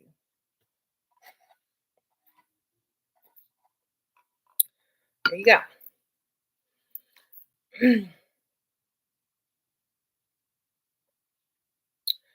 If he's not even worth putting on child support, why would you want to marry him? There you go. You gave me courage to go out and look for your sugar daddy. Okay.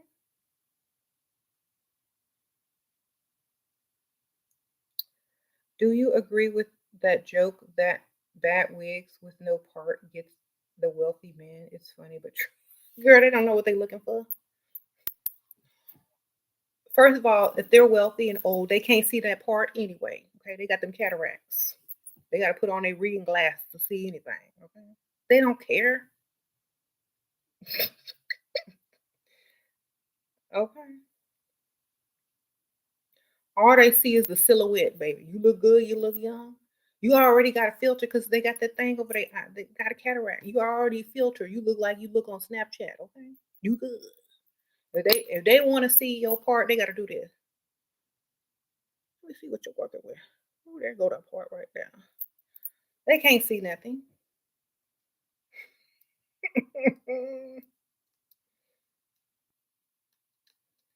There you go.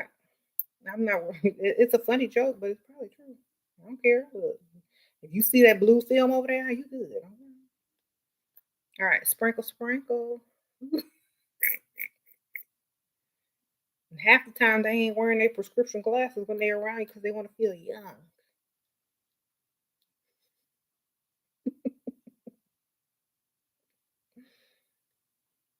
They see the silhouette though.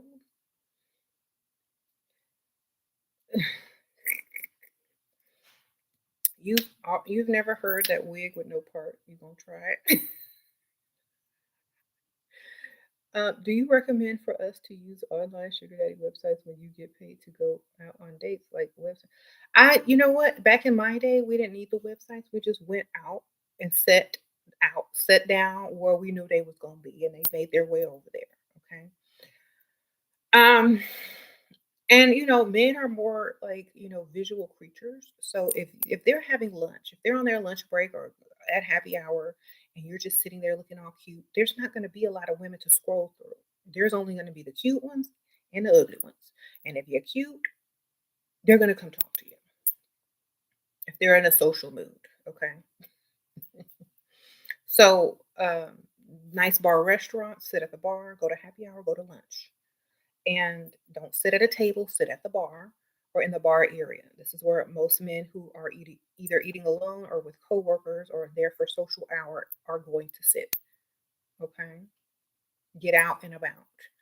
If you're on a website, the men are going to get too picky and they're going to keep swiping. They're going to be looking for perfection. And when they're out and about, they're going to go for the cutest one there. Okay? So think about it.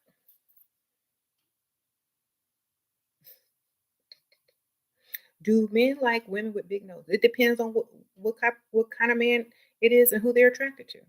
I mean, m- men like any type of woman. I mean, do you make them feel good? Or do you give them confidence? Do they like, do they like how fun you are? Like you gotta like stop being so what is it? Self-conscious. Just go out and be who you are, and whoever is attracted to you is going to let you know. Okay? You're dating a guy who makes condescending and belittling comments. How can I use them to my advantage? Um, you got to give me an example because y'all know I will take that example and run. Like what? Like what is he saying that's like offensive? Because sometimes it might just be their age. Mhm. You gotta let me know, like what they saying.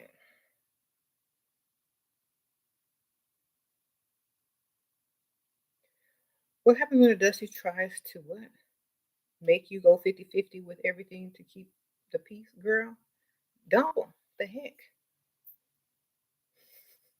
Kick them out, dump them, do something. I ain't,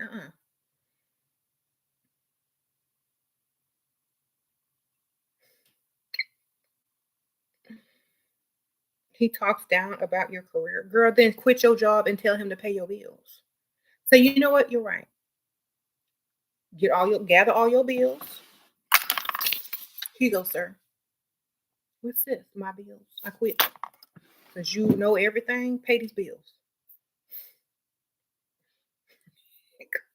You don't really have to quit your job. Just give them your bills and say, you know what? If you can replace my career, then I will put in my resignation tomorrow, baby. And this is how much you're gonna make in the next 5 years. So if you could just put that direct deposit um to increase this much over the next 5 years, then we're gonna be straight. But other than that, if you can't replace it, don't talk about it. Make him put his money where his mouth is.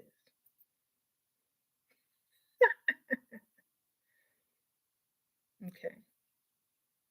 I was like, put your money where your mouth is. Uh-oh, divine in the house, sprinkle, sprinkle. Like,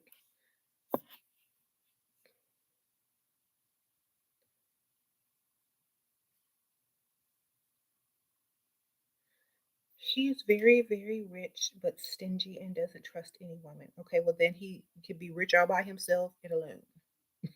Bye. Tell him have fun with his money. Make sure he rubs some down below and get his little rocks off because you ain't free. Okay, sprinkle, sprinkle.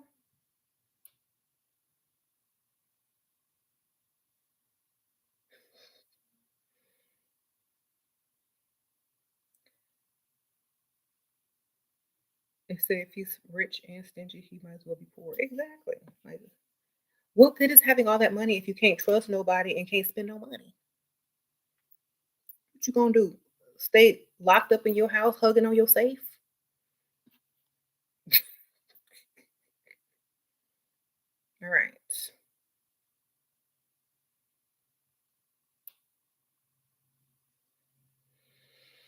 How to spot a dusty who comes talking to you on the street. Don't be on the street.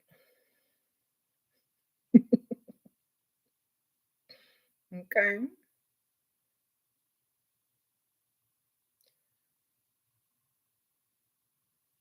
Be inside a nice place that you know that dusties won't get to. There you go. You say you don't have a car? Work on getting a car, baby. Sprinkle, sprinkle. Or get your little dollars together and call you an Uber, take a cab, get on, do something.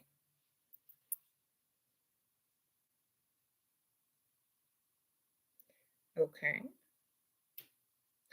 And when I say this, I simply mean improve yourself so you can get out of the environment that you're attracting. Like if you're stuck in an environment where all you're going to attract is dusties, or dusties, then get out of the environment. Focus on you.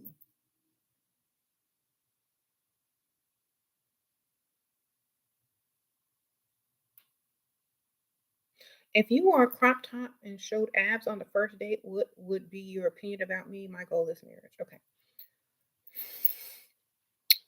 If I was a man and you showed up with a crop top on, I think you're not wife material. Okay. I think you're fun. I think you're dateable. Um, Especially if you're young. If you're old and I think you're desperate. So if you're over 27 with a crop top, to me you're desperate. If you're young and you're a plaything, and I'm not even thinking about marriage with you. If you are, 25, I think, you're still trying to hang on and, you know, you're still young, so I'm going to forgive you, but you could be marriage material, but I'm not sure at this point. It just depends on your age. That's all I'm saying. It depends on your age. If you're young, go ahead, wear what you want, because ain't nobody really trying to see you as a wifey at that young age. You got to work up to that. What are things that give provider sugar daddies dating styles versus dusty style? Hmm? Providers pay, Dusty's don't. Okay. Once Dusty asked for your number on the street, you just ran. Okay, good for you. You work as a cashier in luxury retail. Should I use work to find a sugar daddy? If you can, but honestly, I would rather meet you in a social setting than at work. I don't want you to think of me as the cashier.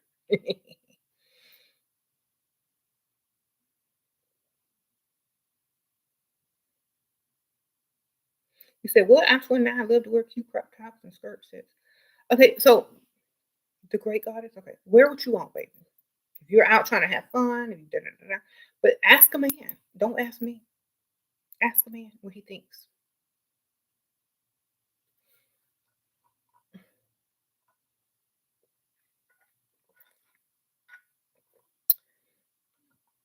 There you go.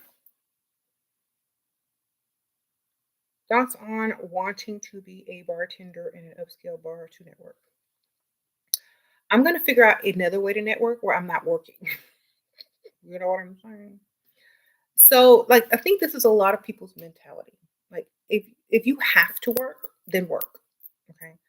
But if your goal for working is to network, then do that in a social setting or outside of work. You could probably meet people that will take you more seriously. People aren't going to take you as seriously working behind a bar if you're trying to network. So, yeah. You actually keep a fake wedding ring for Dusty's. Okay.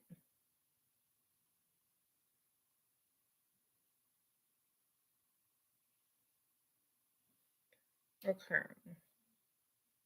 You're teaching me women's perspective that other women swear up and down don't exist.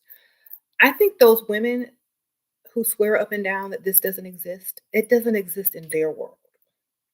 There are some women out there who want to go 50-50, who want to pay on dates, who want to build with a man. There are so many of those women out there. Okay. That's their world. Over here, this is our world. Well, we don't want to do none of that. We want you to already come fully operating, equipped with batteries, ready to pay these bills, ready to, give us our dream house, ready to gift us, fly us where we want. That's this world over here. Okay. We're not for that 50-50. Okay. There are different types of women. And they couldn't fathom living in this world. Just like we can't fathom living in that world. You know what I'm saying? The women act excited over $100 or even 1,000. It shows that they aren't used to being taken care of. That's right. So there are women that have whole channels dedicated to being a pick me show or a Barbara the Builder. Okay. That's their world. And more power to them if that's what makes them happy. But we know what makes us happy. We have different standards. And that's another thing. Women who have different standards and definitions of what a successful relationship or lifestyle is are going to create their own standards of morals. And so if they feel that that is the perfect way for them, then that's fine. I have nothing against it. I'm just not going to be that. And if that used to be the social norm, there can be more than one social norm. There can be the social norm where you get what you feel that you want and deserve in this life as a woman. And there can be the social norm where I help build and create with my man and this, and that. Um, but usually they're going to cross sooner or later, and we're going to end up in the middle right here, where that man may leave that woman. Not everything is a 100% guaranteed in this world. So nothing is permanent. So the way one woman thinks today could be very different than what she thinks in 5 years. So this is where we are.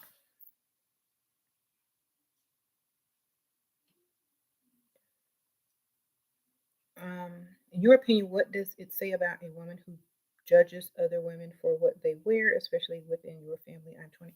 You're 20, girl. You're supposed to be wearing what you want. Bye. Sprinkle, sprinkle. You only 21 time, girl. Wear what you want.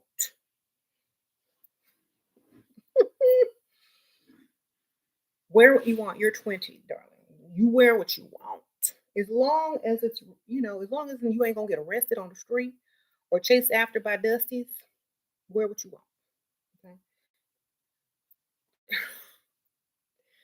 And a lot of you ladies need to also realize we are not celebrities. We can't walk around with tape on our nipples. Okay. That's on, this the real world. We ain't on the stage on no red carpet. We gotta get from A to B safely.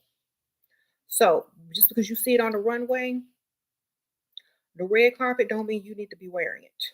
Okay? Especially if it's not, appropriate. If a little child were to look at you, um, is it appropriate? Okay? Think about the children and remember you're not a celebrity on the red carpet. Okay? You ain't got bodyguards. There's no paparazzi taking pictures of you. You don't need to be relevant in order to sell your album or your show or whatnot. You just need to get from A to B safely without offending any children. That is the best thing I can tell you on how to dress as a 20-year-old. Okay, there you go. Um, that's the best thing I can tell you. Like, if you're gonna scar a child for life, please think twice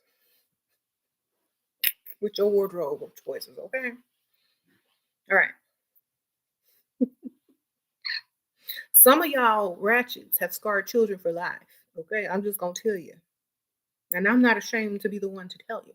Some of y'all, and I don't know if y'all are watching, but some of these ratchet women out here have scarred children for life by their choice of wardrobe.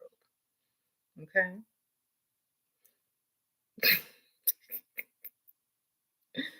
okay. Next,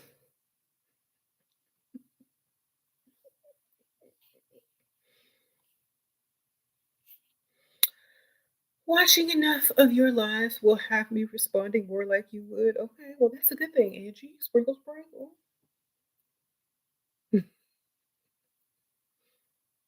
Sure, if your brother's wife doesn't like me to be around their kids, should I be nice to the kids or push them away if they try to play with me?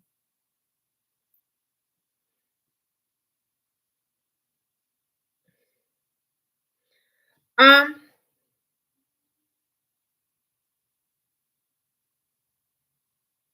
this is a weird question. Honestly, I'm gonna do what I want. If you don't like me around your kids, don't bring them over here. Sprinkle, sprinkle.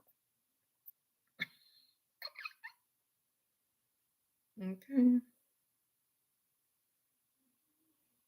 Sure, I realized I used to do things, but it was really for women. Men don't care about designer. They care more about how you look, smell, and make them feel. That's it, no matter how it's packaged. That's true. Sprinkle, sprinkle. Yeah, I think designer is more for women or for self than for men because all men are going to see is you're expensive and you care about designers. Women are going to be, ooh, I like that. That's nice. Da, da, da." As long as you look good, you don't have to wear designer. That's more for yourself. Like, yeah. Hmm. You say you went on vacay and bought a one piece for the girl from the girls department in Walmart. Don't scar these kids, okay? Yes, thank you for doing that. Sprinkle, sprinkle. Um,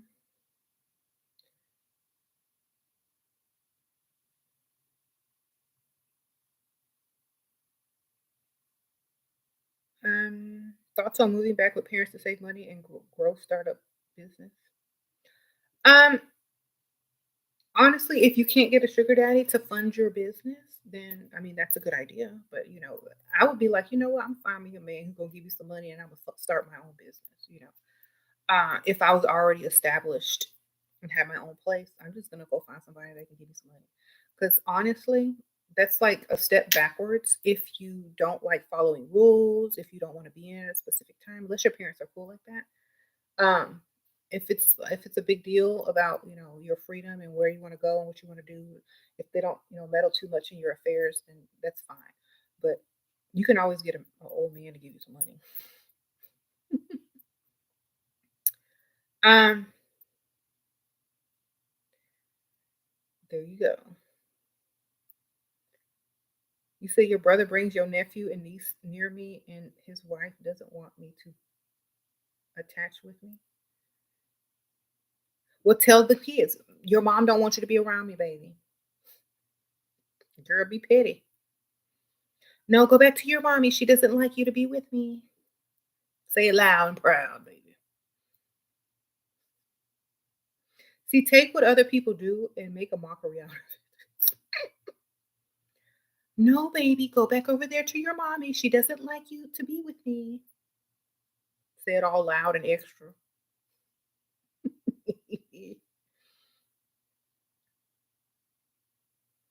That's what I would do. Y'all think like y'all be offended. I would be laughing at life. I laugh at life. Like if you're gonna try to offend me with not wanting your kids to be around me, I'm gonna tell them straight up, no, baby, your mommy doesn't want you to be around me. Go back over there.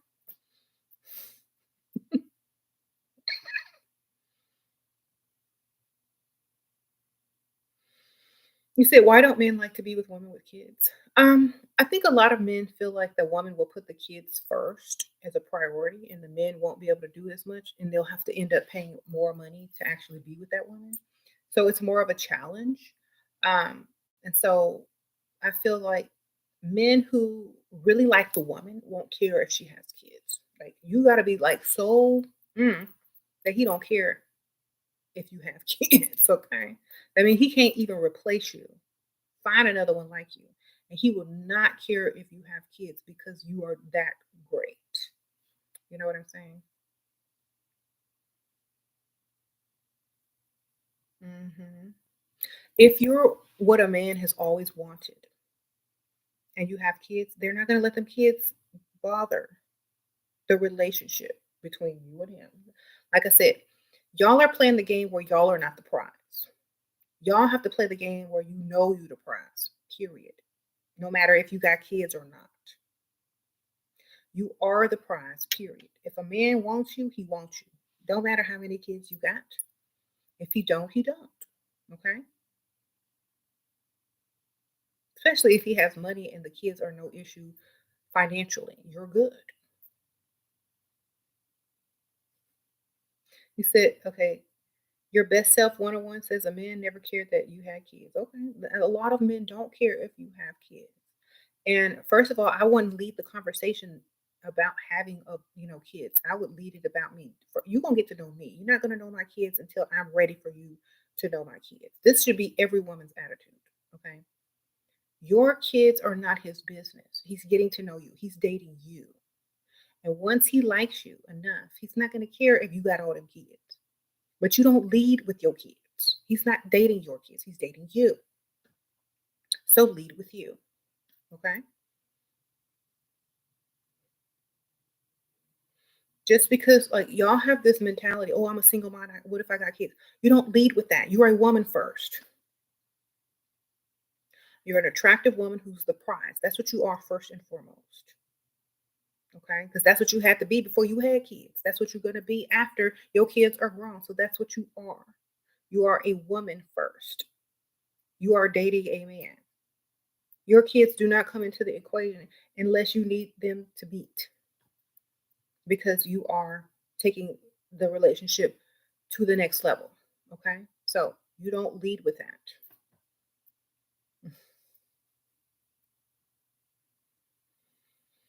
Okay. Would telling him I'm starting a cleaning business make me more desire less desire? Don't tell them nothing about your business. Like honestly, you know what your business is? Getting his direct deposit. That's your business. Okay. Until you get that, he don't need to know nothing. You tell somebody you're doing all this and that. First of all, they feel like they can't impress you. You're making your own money. The girl down the street that's working at the drive-through is probably going to be more attracted to them. Stop telling people your business. You know, don't tell them you have all what you're planning to do. Tell them you're trying to start an eyelash company online or something stupid that you know he ain't threatened by. Don't give him the information. Do not tell him the truth. Because he gonna be like, oh, she's gonna get a cleaning business. She's gonna be busy. She's not gonna have time for me. You know, uh, she's gonna be this career-oriented woman. She's no. When men want to date you, they want to date someone who's feminine, who makes them feel good about themselves, who they can show off, who they can, spend time with. They don't want to know about your career. They don't care unless they're trying to get your money. Okay. A lot of women are messed up here because they feel like they have to lead with their career. This means this is what I offer to you, man, to build off of my career. No, take that crap and hide it and let them build you up. And then you go and do what you want as far as your career. But your career has nothing to do with dating. Okay. What you do for a career has nothing to do with dating and picking a man. Your man should you should be able to live off your man's salary, okay, without having to work. This is the only time that you like if you're going to choose a partner, a man, a husband, you need to be able to 100% live off of his salary with kids and not have to work. If you can't do that, y'all are roommates, okay? If they ask about your career, change the subject. Tell them you're a writer or freelance, something. I don't care. But don't tell them you're a receptionist, something that doesn't make a lot of money.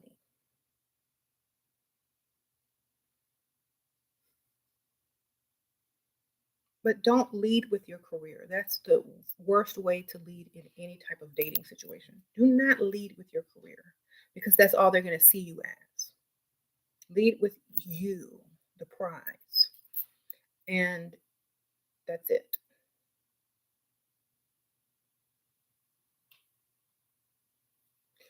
Sprinkle, sprinkle. Just send me a cash app, girl. Here you go. Here go my cash app. Hold on. Correct it. Here you go. Sprinkle, sprinkle. Someone say, why would you want your man to struggle if he's only paying for everything? What? Why would you want your man to struggle if he's only paying for everything? Always pay for everything. Because that's what a man's supposed to do, struggle. In fact, he shouldn't even be struggling. If he's struggling, he can't afford you. Okay? He should be earning money with ease to support you. Okay? If he's struggling, you got the wrong one. You chose wrong.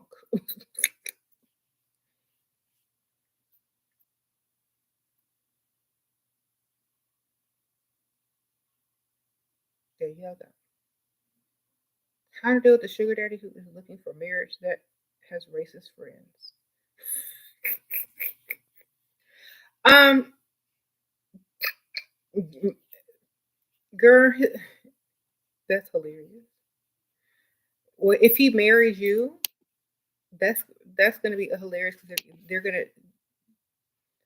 it's gonna shut them up. And if they're racist around you, be like, don't be mad because you can't pull. Don't be mad because you can't get one. Like me,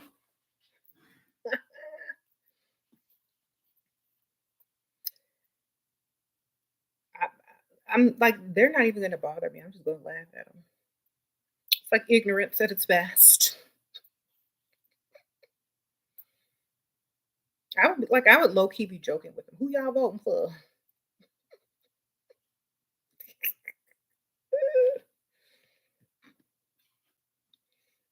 I would just be asking them stupid trick questions,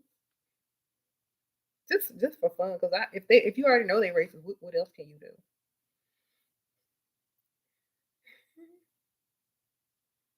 All right.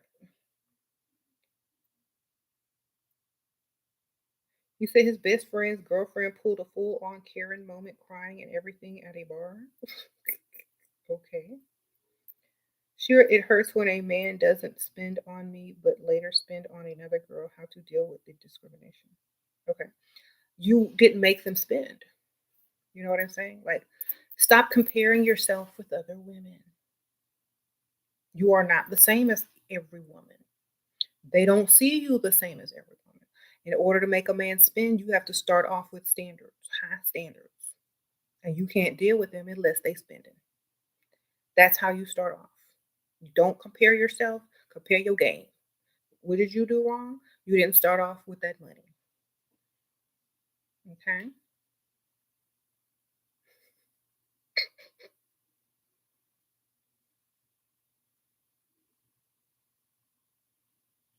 How to make a revenge on a dusty. Level up and get a man with money. That's the best revenge you could ever make on a dusty. Okay. All right. Walk past him with your new man, new car, and nice clothes. There you go. He said make them spend money just to be around you. Exactly. How do you tell them that you can't deal with men without directly saying that? Ask them what y'all are doing. If it doesn't sound like y'all are spending money, tell them you're busy. Tell him what you want to do. If he suggests something else, tell him you're busy. Oh, there's this really nice place in, such and such, and I wanted to go and have dinner there. It's right next to this beautiful shopping center or mall. Da, da, da, da. Then we can go walk around after. If he's not up for that, down for that, then say, oh, you know what? I might be busy. If he suggests something else, let him know that you ain't no cheap date. I might be busy, so I'll let you know, and then don't call. Then say, you know what? Do you still want to go to the nice place I told you about?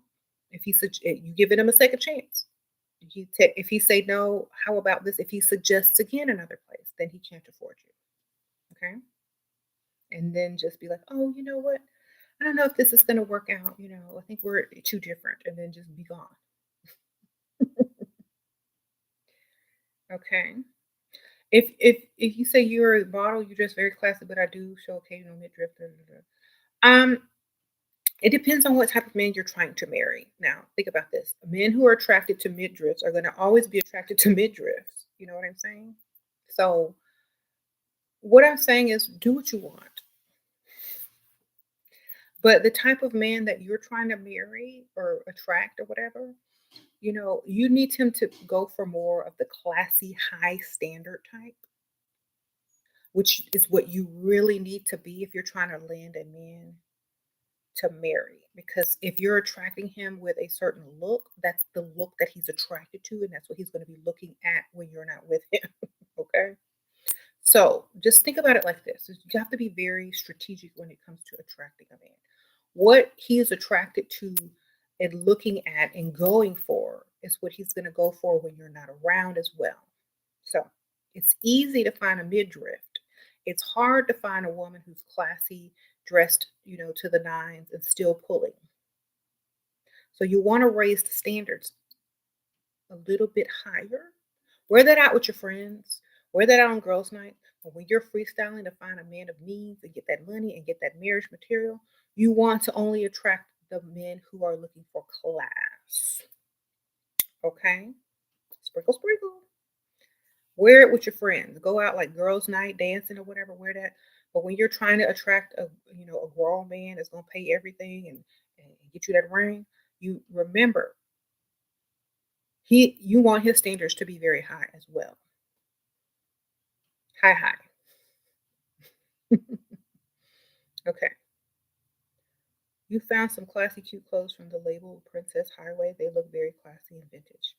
Okay, sprinkle, sprinkle.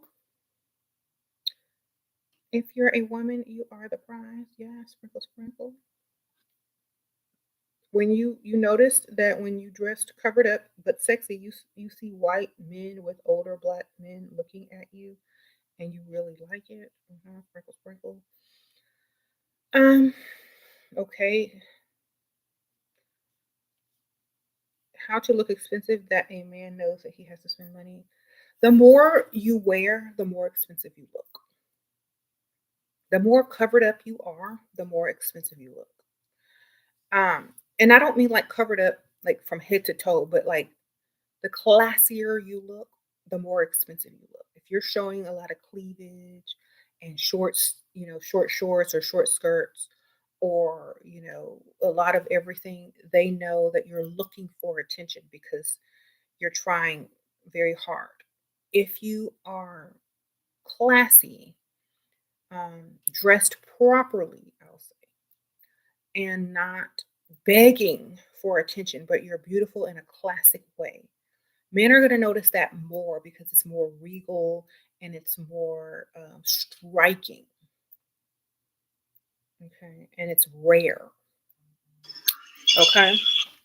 In this day and age, anyway. So it's rare, and rare is worth more. Oh, thank you, goddess. Sprinkle, sprinkle.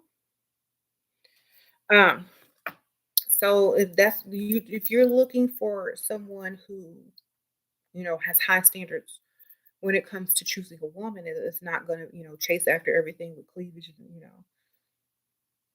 You're going to have to look like that to attract that type that likes that. Okay. You said you get teacher or librarian comments from men. Well, I think it's also how you style your clothing as well. Like you can look nice by not looking like a teacher or a librarian, unless that's the look you're going for. Okay.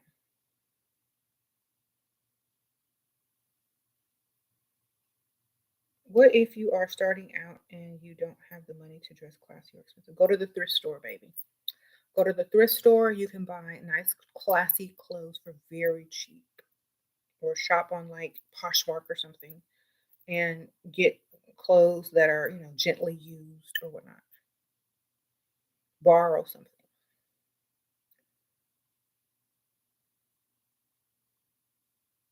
You say you have large breasts. You feel like anything makes you look cheap. Get you a minimizing bra. Wear a minimizing tank top.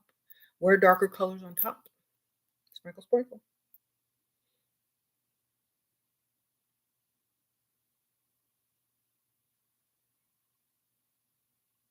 I don't know why y'all keep trying to date men y'all work with. What is it? Why are y'all trying to date men at work? Don't y'all know about sexual harassment? When a man gets a job, he has to go through all this training on sexual harassment. Do you really think he's trying to risk his career to date you? And, date outside of the job. I don't like have a life outside of work. Um, If you just want a lunch date, then get a lunch date that works with you, that's fine, but don't take it any further than that, as long as he paying, okay? Someone says you'll get more respect. And men talk, okay? So don't be dating no guys at work unless it's the owner, okay? Mhm. You said consignment stores, yeah. I look very young for my age, and I always attract the younger men when I go out and freestyle. Okay. Star Ruby Sprinkle Sprinkle. You got to go to the places where the old men are. During the times the old men hang out, y'all keep thinking like I'm gonna meet an old man at 10 o'clock at night. No, you not. He sleep, baby. He done took his he done read his AARP magazine, took his vitamins, and went to bed. Okay, y'all gotta go out during happy hour and lunch and brunch on the weekend or early breakfast. Okay, y'all aren't gonna find no old man in the club, and if you do, they still think they're young. Unless y'all go to the hole in the wall. Okay, all right. You don't like old men? Okay, so what are you dating for? Money? That you need to go find young men with money and good luck to you who will spend and pay.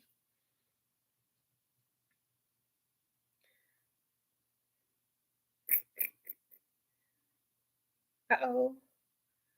Scissor sprinkle sprinkle. Keep being amazing. Sprinkle sprinkle. Yeah, I'm telling y'all, like, y'all want the perfect Prince Charming, rich, handsome, young guy. Good luck. So does every other woman. So, when you want something like that, be prepared to share. And he should also be prepared to share if he's not going to commit. Like honestly, like men say the same thing. Be prepared to share. Yes, men should also be prepared to share women too, because if they can't support them or pay their bills, somebody else is. So it goes both ways, darling.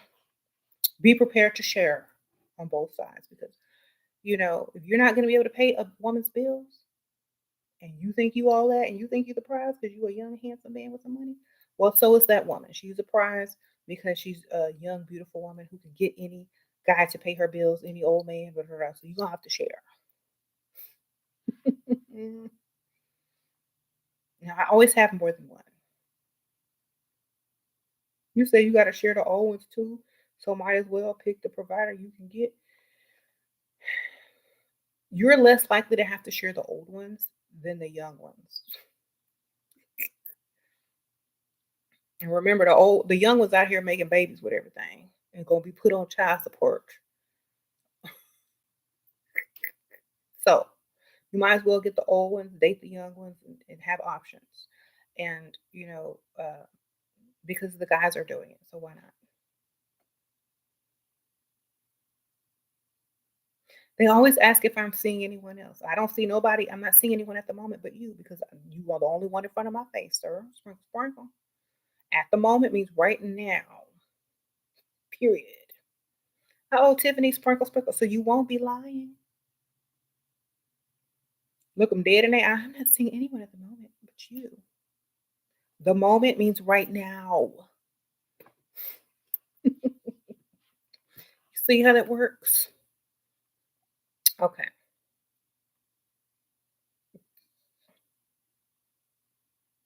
What if you went on a date with a guy and he didn't pay for your manicure but took you to lunch and paid for that? Girl, I'm first of all, if a man didn't pay for my manicure, I would thank the heavens because that means I'm not ratchet enough to ask a man to pay for my manicure.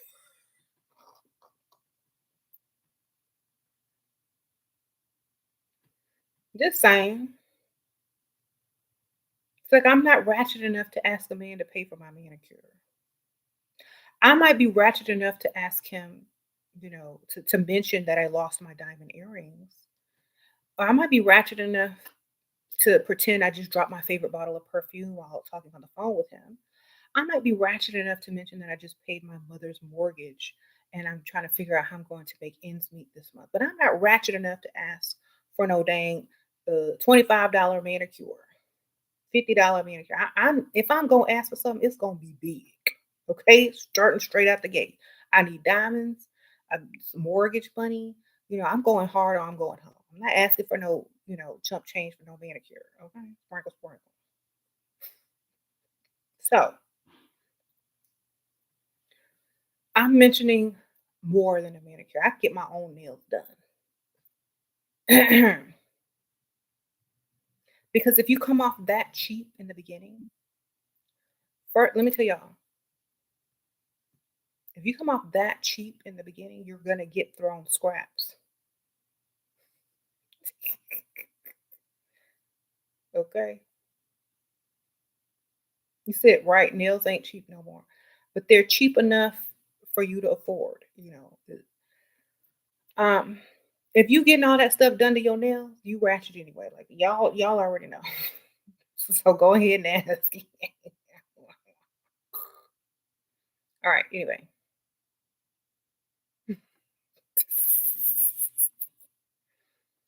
And no offense, y'all know I do my ratchet character. I be having them long nails, all them colors and lashes going everywhere, glittering and sparkling all over the place. That's wonderful.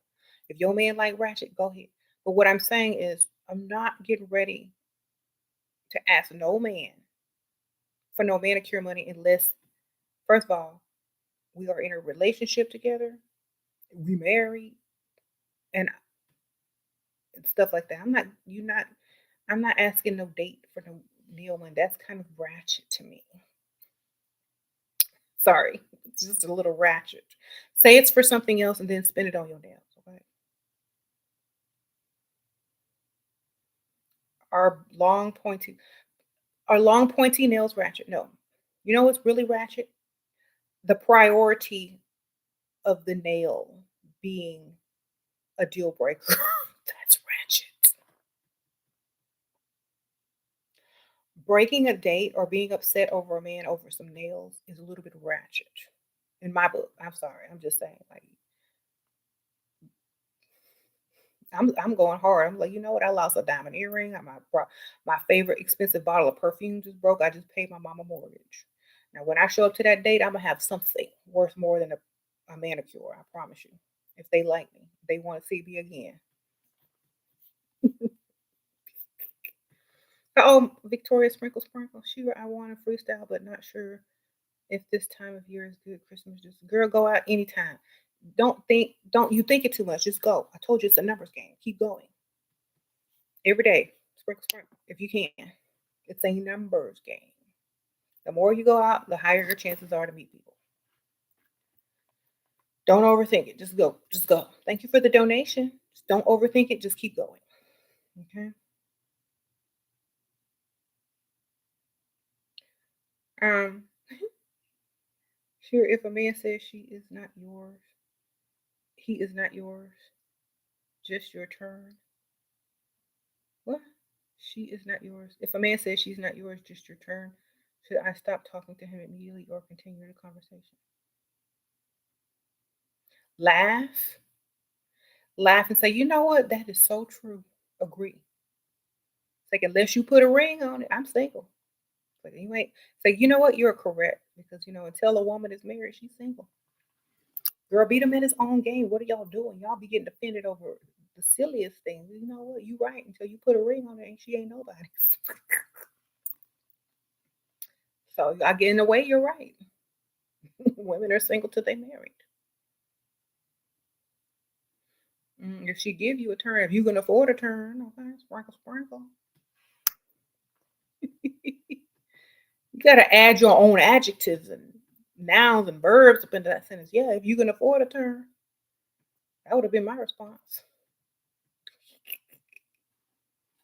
Sure, what are your opinions on a prenup or agreement prior to marriage? Can I ask the provider man for agreement? You can do whatever you want, baby. Sprinkle, sprinkle.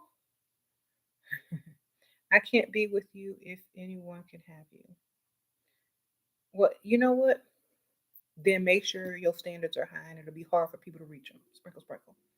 All right. He was acting cheap about his air conditioner, and when I got in the car, he didn't want to. Girl, maiden B.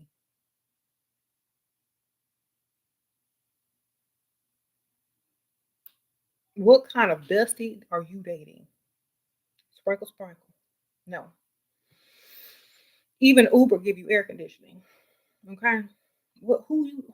What type of? What? Mm-mm. I never. I'm speechless. Okay. I'm turning it on high on purpose. Sprinkle, sprinkle. Okay.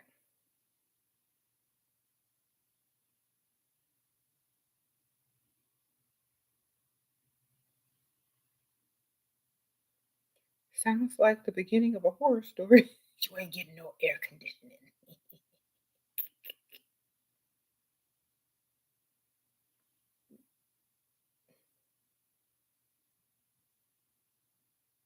This is a good girl. Somebody did that to me. I'm like, you must be crazy because I live in Texas. We need air conditioning and we won't survive. Start singing, no air, air. Tell me how I'm supposed to breathe with no air. Mm.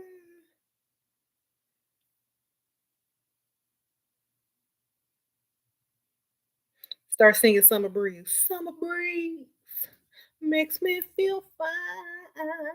Blowing through the jasmine in my mind. I'm gonna start singing all the songs about breezes and winds and air. All right.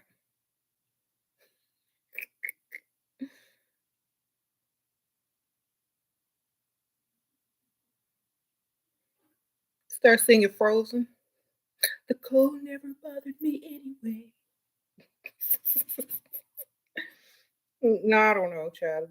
That's a red flag. I would like, but I'd be sus of him. Somebody said the women need my wigs.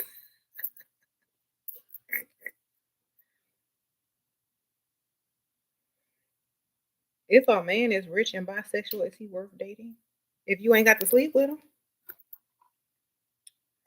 tell him, that's what chat is for. Tell him you his beard.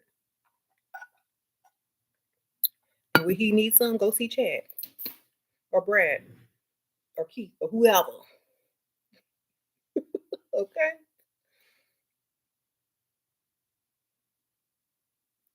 Thanks, ladies, because I was confused. Like, okay, tell me this because, that means I'm not sleeping with you, sir. That means I'm your beard.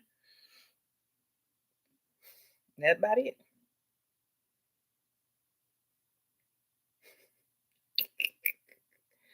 What if you get so spoiled you're bored? Then start a business, girl. Sprinkle, sprinkle. Do something you really like or a hobby. I don't know. Find a hobby. He kept saying he was in an air conditioner. He wasn't an air conditioner type of guy. Then tell don't he have like where you can just get one vent on you and no vents on him? What year was his car, girl? You said the beard life.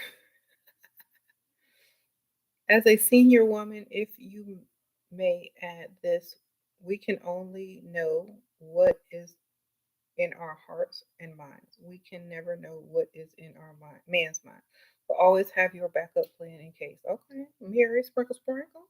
So true. Strange fruit. Dumb say may what? How you gonna kiss me with all that beef? How do I ask him to invest in my business so that I can stop being a travel nurse? Don't tell him it's for your business. Just say, you know what? I miss you so much. I don't want to travel anymore. I just want to start my own business, and go from there. I just need this much money. If he asks how much, to tell him it's not an investment, it's not a loan, it has to be a gift, or else you can't afford to do it. Be straight up and be done. If not, it's bon voyage. You gotta go. Um,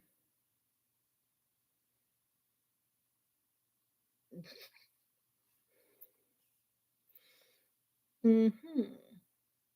You think your biggest problem is not understanding why or how I am valuable to a man where he needs to spend thousands of dollars on me. What makes me valuable other than being a woman?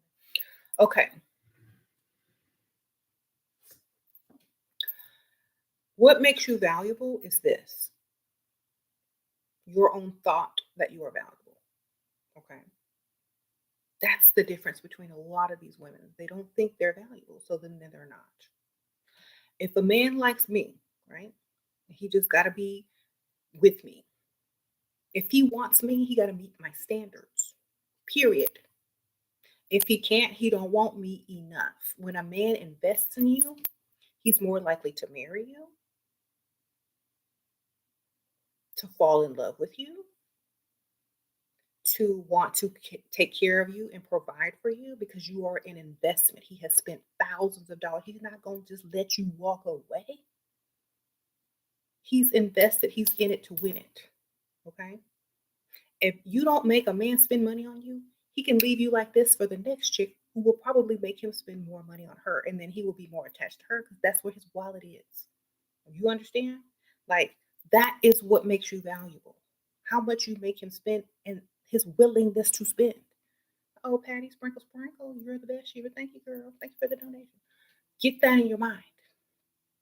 If, let's say, you were married to a man, right? You didn't make him spend no money. Let's say you at home cooking and cleaning and scrubbing, and I'm out at the bar looking cute,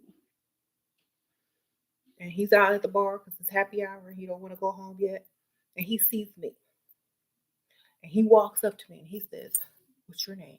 And I tell him my name. He's like, "Da da da." I was like, "You know what? I'm not really interested right now. I'll only deal with men who are serious about A, B, C, and D." Like, and then I sip on my drink. If you don't offer to buy me a drink, I'm not worried about him. You know, if he likes me, if he wants my phone number, I'm gonna be like, "Well, I don't know about that, sir. I only date men that can take me on very nice dates." That means to take me to dinner, he's gonna have to spend some money. Okay. He might find the chase thrilling and challenging as a man. But if you don't give him no challenge, he's gonna find a woman who will. You know what I'm saying? So your worth is how much you make a man invest in you. He's gonna follow his investment. If you don't make him spend no money, he can drop you with no issues, no worry, didn't waste no money on to the next chick. But if he spent and dropped thousands of dollars on you, he's not going to be so quick to leave. He's going to be closer to the buying a ring than leaving all his money on the table. So y'all have to think like this. You are worth way more because if he marries you, he got to buy you a ring, a house, provide money so that you can raise children. And if you want to stay home from work, be able to provide for that. So why not see if he is able to even do that by making him invest in you? Why not see what he can do? Okay. That is what you don't need to figure it out. You are the prize. Always have been, always will be.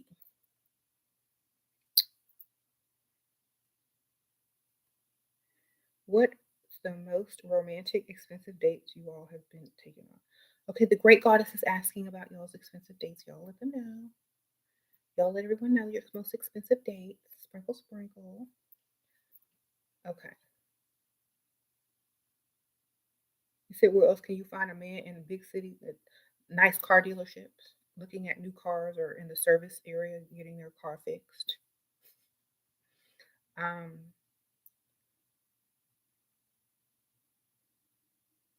find expensive hobbies that they like to do, like golfing, yachting, those type of things. All right. What was my most expensive date? Girl, I gotta think about that one. I think it was like for my birthday. James flew me to New Orleans for the weekend. When I was 24, and I didn't know, it was like total surprise. Yes, that's when we were still dating. And then you said broad?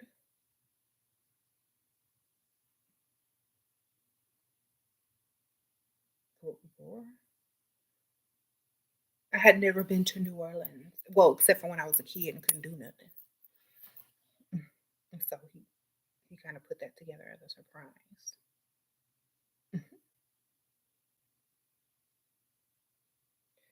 Um,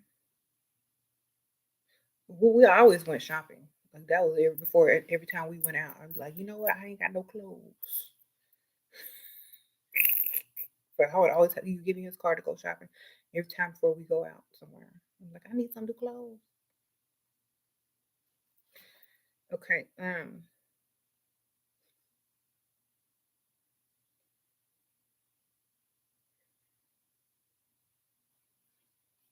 So yeah, the standard or the new social norm is to live how you want to live, literally. Like it doesn't have to be this way or that way. It doesn't have to be the way I live or the way I think people should live. It should be the way you want to live. Like to the person who doesn't feel like she's worth thousands of dollars, then that's your way of living. I think I'm worth whatever I feel like I'm worth at the time, and that's what my standard is, and that's what it's going to be. And so I feel like a lot of times, oh yeah, yeah, yeah. I've been taken out the country, yes, many times. Took myself out a few times. James took me a few times. So, but I don't consider those dates because they weren't a surprise. Like they were planned and well, thought out. But yeah, the surprise or the date was the birthday thing. How can you be more selfish other than setting strict boundaries? Be more like a narcissist. Um, you don't have to be a narcissist. You like unless people make you become one. Okay. It depends on who you're dealing with. So if you don't have to be a narcissist, then don't be one. If you're not dealing with a narcissist, you don't need to act like one. Okay. What you need to do is respond the best way in order to get what you want. Okay. So if whoever you're dealing with is not a narcissist, you don't have to deal with them as a narcissist. You just have to deal with them on their level. Like if they like a sweet feminine woman, deal with them in a sweet feminine way. If they're narcissistic and da da da da da, deal with them in that way. So if you are too emotionally invested or you take things too personally, learn to separate that. See your goals as goals, see your relationship goals as goals and not as, oh, my feelings are hurt or da da da da. You know, thank you. You had a few men take you shopping on the first date. One purchased clothes and shoes for me and my son. Good for you, Oil Max Sprinkle Sprinkle. Yeah, like when you already know that they're a spender when they spend money, a lot of money on the first and second dates because they're going to show you that they want you by spending a lot of money. Okay. Um, you say you holding back your frustration about text, girl. If you wait, play the guilt trip and get two Christmas gifts when he get back. Okay, sprinkle, sprinkle. Make up. He's gonna have to make up for it, so you're gonna get more. Just think about it. Remember, he's not your boyfriend. He's your sugar daddy. There's a difference. But wait till he get back and get two, three Christmas gifts, okay?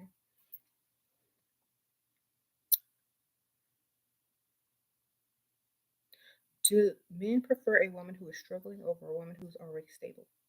I think men prefer a woman they can impress. So maybe somewhere in the middle, somewhere where you don't need them, but if they do give you something or help you out, it's like major, like thank you so much. You're still very appreciative. But when you're struggling, you're desperate. You know, that means anyone can come along and you'll do whatever. But if you're right there in the middle, or you can take it or leave it, but you'd rather take it, and it's impressive, that's when they like you the most. Like, for example, if someone were to say, "You know what?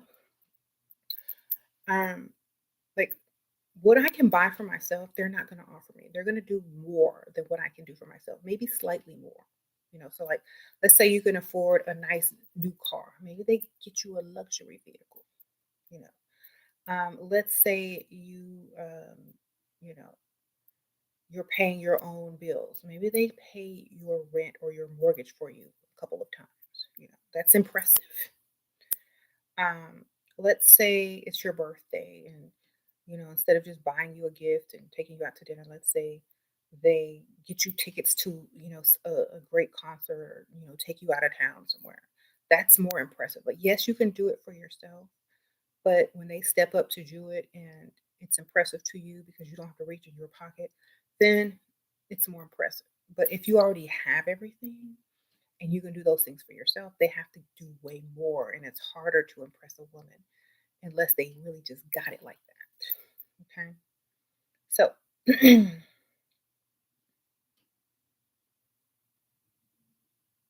said vulnerability is impressive. If that's backed by some money, I guess, or what they can do for you, like vulnerability is free. It's hard to always become vulnerable, but to a fault. Like, you know what? I don't. I need you to be vulnerable with your wallet and your generosity. That's the best way, okay? Because I can't see vulnerability. I can see it if it's in cash form, gift form. I can touch it then, okay? Because you can be fake vulnerable. I need to see some evidence. There you go. You always get old rich white men that come up to me while out, but a lot of them are married and give off wasp vibes. I don't even know what that is. One of my biggest fears is a rich white woman coming after. Girl, they at home in the bed on the value, sipping their wine, watching Lifetime Network, baby. You good. Sprinkle, sprinkle. They don't care. Okay.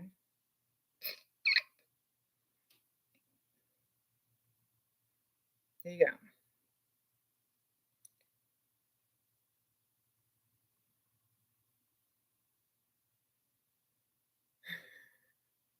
Y'all are crazy. You said stone cold. They don't care.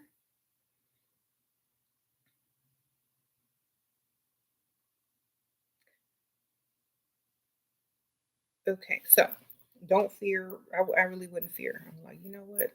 Talk to your husband. Don't talk to me, baby. Okay. Like, he's right over there. Maybe I ain't the only one. If it's me, it's Mo. Now, I mean, I'm just gonna be real. Like, if I was ever confronted, I would be honest, and I would not be mad at the woman. I'm like, if it's me, there's more. You can go after everybody, or go after the source, the husband. Go after him.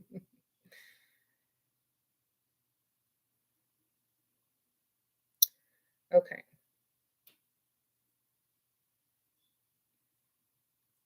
she owes me no loyalty. She's a breezy. What? Maybe she meant wop. I don't know what that is. Um, I just caught on. A lot of rich women don't care if the husband is cheating because she is the wife and the one with all of the benefits, and she will take half or most of the money in the divorce. That's right. They don't care. It's like basically they just want their money and for them to leave them alone. Okay. Shira, what does it mean when a guy dates a girl with more fame than him? I don't know. Maybe it means he want to be famous. I don't know.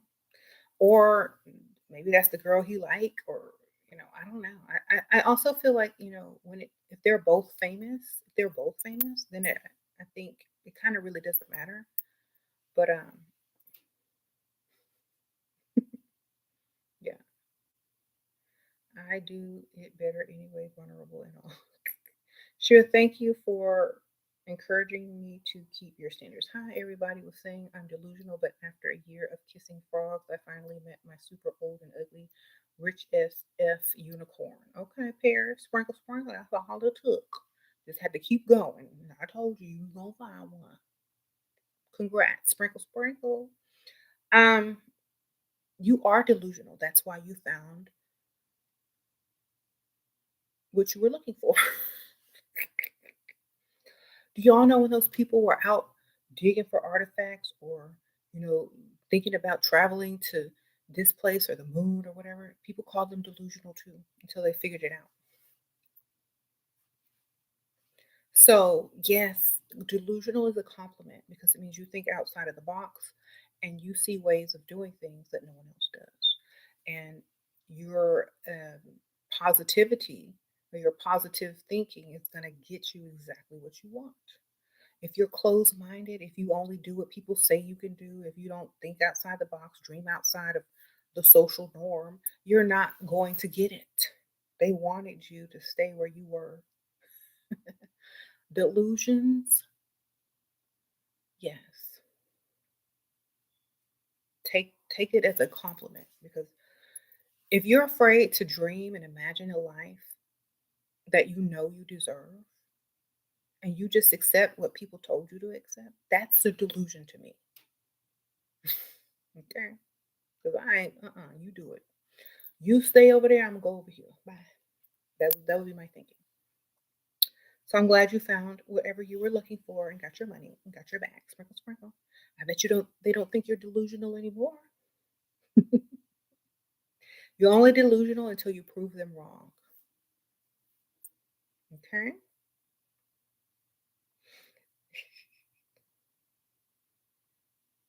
Your friend hate how you think, but when they keep bumping their heads, they start to understand I lost a lot of friends, so I just shut up and keep and lead by example. All right, yes.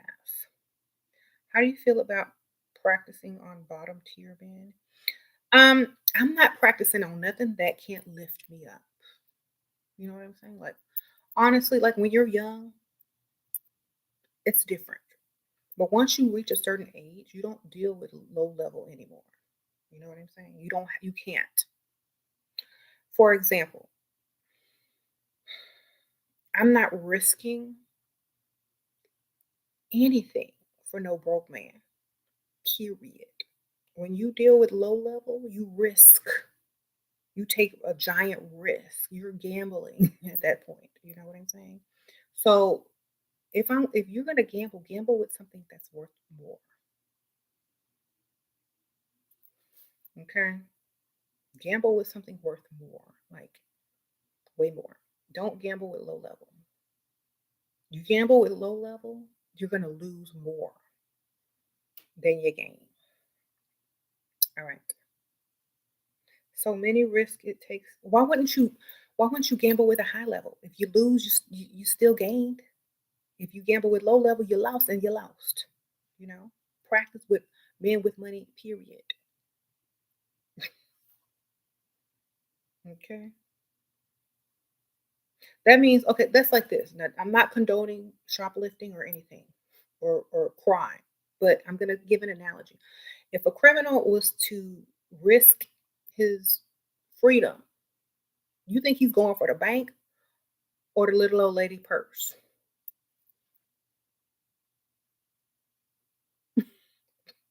Who he risking his freedom? Y'all, I mean, he gonna get the same amount of time?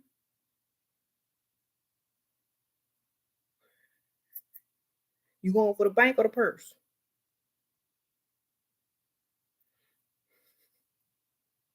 Think about it. You know.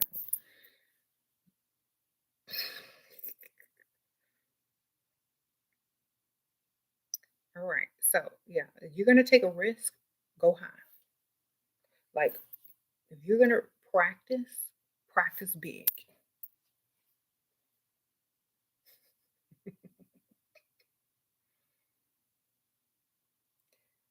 All right.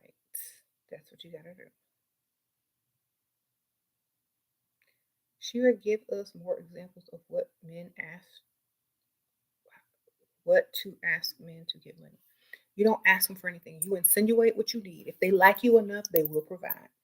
If you having to beg and they're not budging, they don't think that you're worthy of helping or giving money to. Okay, y'all have to quickly move along. Okay, you dropping hints, you dropping clues. You talk about you paid your mama mortgage. Now you got to figure out how you gonna, get your bills out of the way this month.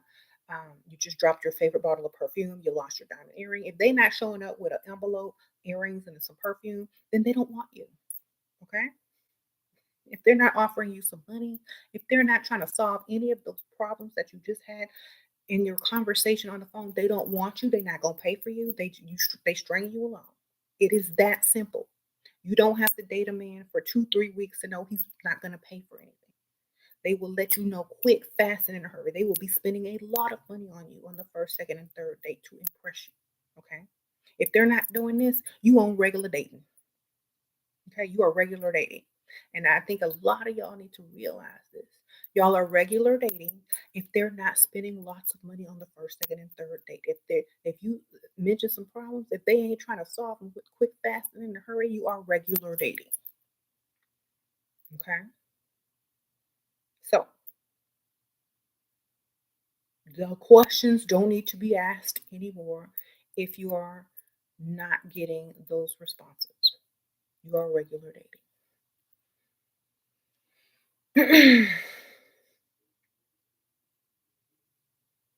If you gotta drag it out of them, if you gotta drop hints and clues and stuff like that all the time, and they're not budging, and they're ignoring them, they doing it on purpose.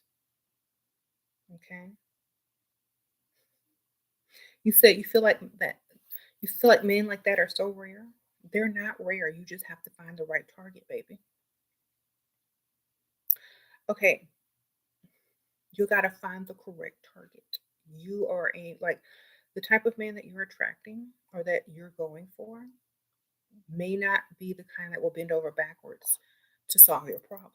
That's the one you need to that's the one you're, trying to attract. The one that will bend over backwards to solve your problems or the one that wants to really impress you to keep you around.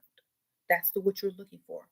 Y'all are trying to make this picture perfect social media, you know, thing. It doesn't look like that. You might not be able to post him on social media. Okay? Do y'all remember that show Will and Grace? And y'all never saw Karen's husband. He was just always like a suit. You remember Stan? Y'all never seen him. And she never was around him. But he paid for everything her lifestyle. Okay. So let's look at it. I don't know if that it's still streaming somewhere, but y'all have to think about this. Y'all aren't gonna be on TikTok in pajamas taking pictures and doing no dance and stuff. He gonna be in the background paying them bills and providing that lifestyle, and you gonna be the one on social media looking cute with your money. Okay, y'all gotta get out of that. Y'all gotta get out this new social media social norm thing. You're not gonna find that and all that lifestyle. I mean, it's harder to find. I'm not saying it's impossible, but it's gonna be harder. Girl, get your money and keep it moving like they did in the old days. Okay, here you go.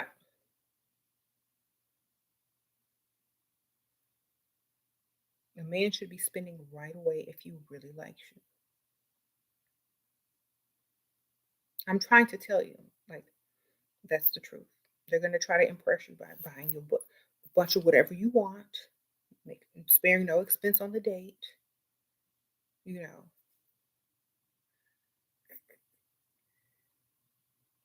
if they have a problem with that, they're not they're not going to be the type that you really want. Hmm.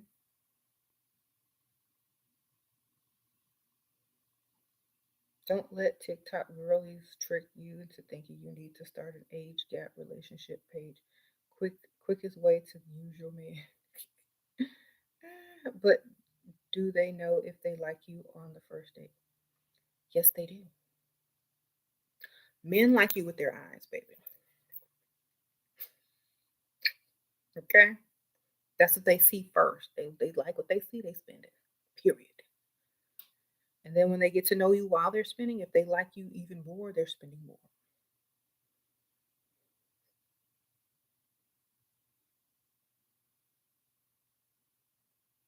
A man should never lead with his wallet. Then that's all she will want. That's all she want anyway, baby. And let me tell y'all a secret. If you don't lead with your wallet, another man will with his wallet. She going. Okay, you might lead with everything, your heart, your morals and values, but that's taking too long, baby. Bills and rent is due. If you're not invested in her, you're not serious. Okay, because her next date after you go home is leading with his wallet, and he's investing money into her. He's showing her that she's important to him. He's showing her that he's putting his money where his mouth is. He's showing her that there's the ability to provide and protect if she should wind up marrying him. He's showing her that she's important. She's a priority. She deserves. You're showing her you ain't got no money and you just trying to live off your personality. Okay? That's some bum stuff. Men these days have to lead with their wallet and then show them who you really are because that's the extra added bonus. Okay? That would be like you dating an ugly woman and hope she was beautiful inside. You ain't taking her nowhere. You ain't going out in public with her. You ain't paying her bills. So why should we give y'all the opportunity to lead with anything else but your wallets? Because that is exactly what your purpose is when wanting to be with a woman, to be provider and protector. So why should we look for anything else first? That is what we're supposed to secure first. That's nature. Why would we waste our time looking for your personality traits? I mean, you could be the best person in the world, but if you sit on the corner broke, then you can't be the best person for a woman. Okay? You said they're not looking for character in us. Exactly. Now, you can be the best person to ever lead with your heart. Your wife and I have been married for 12 years. You make 120K after taxes. Our first date, we went for coffee. Does she cook and clean, Carl? Sprinkle, sprinkle.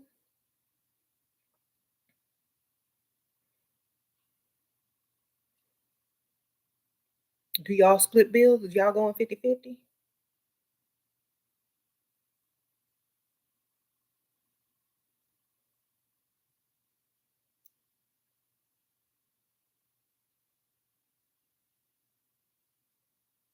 Okay, you pay it all, but she cooking and clean. Okay. Well, that's nice. But see, if that were me, I would be cooking and cleaning. You have to hire me. Sorry, sprinkle, sprinkle. Um, Honestly, and I wouldn't have gone for coffee. Sorry. So I don't think we would have made it to there. But that's nice. You say you pay that show up. That's nice. I mean, I'm glad that you're a provider man, and I'm happy for your wife. But I wouldn't be cooking and cleaning, and I wouldn't have went for coffee. But that's just me. Sprinkle, sprinkle. All right, all right, okay. You said heavy on the hire maid, but if she likes it, that's good. I don't like it. Oh, fajita, sprinkle, sprinkle. Do you age backwards? I don't know, child. I just be looking good. Sprinkle, sprinkle.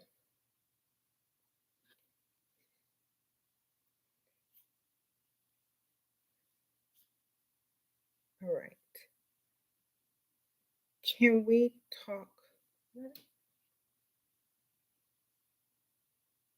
Someone with what?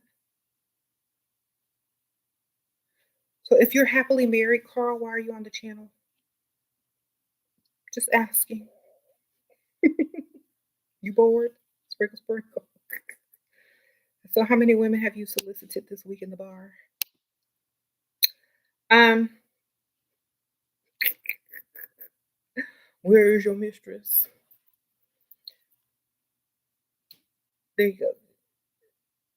Has James ever given me the silent treatment? Yes, and I'm so happy because that means I have to talk to him. I'm like, ooh, thank you. Okay.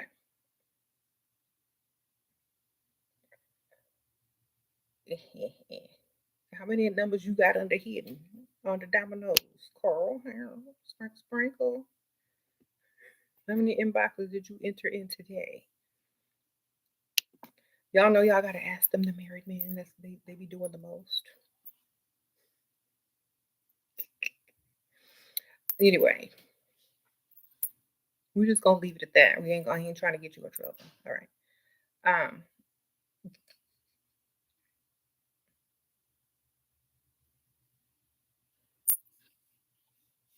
so yeah. And y'all know the sad part about the social norms? You know the social norm is for married men? Dating other women. Going out and dating other women. That's the social norm for married men. So, you know, it's very interesting about these social norms. You know what would be a cool new social norm if married men stayed at home and didn't get in anybody's inbox and didn't try to chase women at the bar? That would be a new social norm. You're over social and religious norms. Ugh, such a fraud. Yes. How to be sure he doesn't have debt. First of all, if he's paying for everything with no problem, that's fine. You'll figure it out if you stick around long enough and he checked the mail and he be getting them all them phone calls and if he got a bunch of credit cards, you might figure it out. If he pays everything with his bank card mostly, or if he only uses his credit card, for travel and stuff like that, and frivolous things, you'll know. You could tell when a man spends how if he's in debt or not. Mm, just ask him. He might be honest. Okay. You say he responds too quick. Well, we know that married men be needing more attention, obviously. I know firsthand, believe.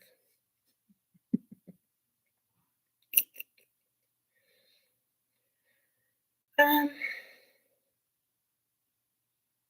you said yes, married men are allowed by the social norms to date other women.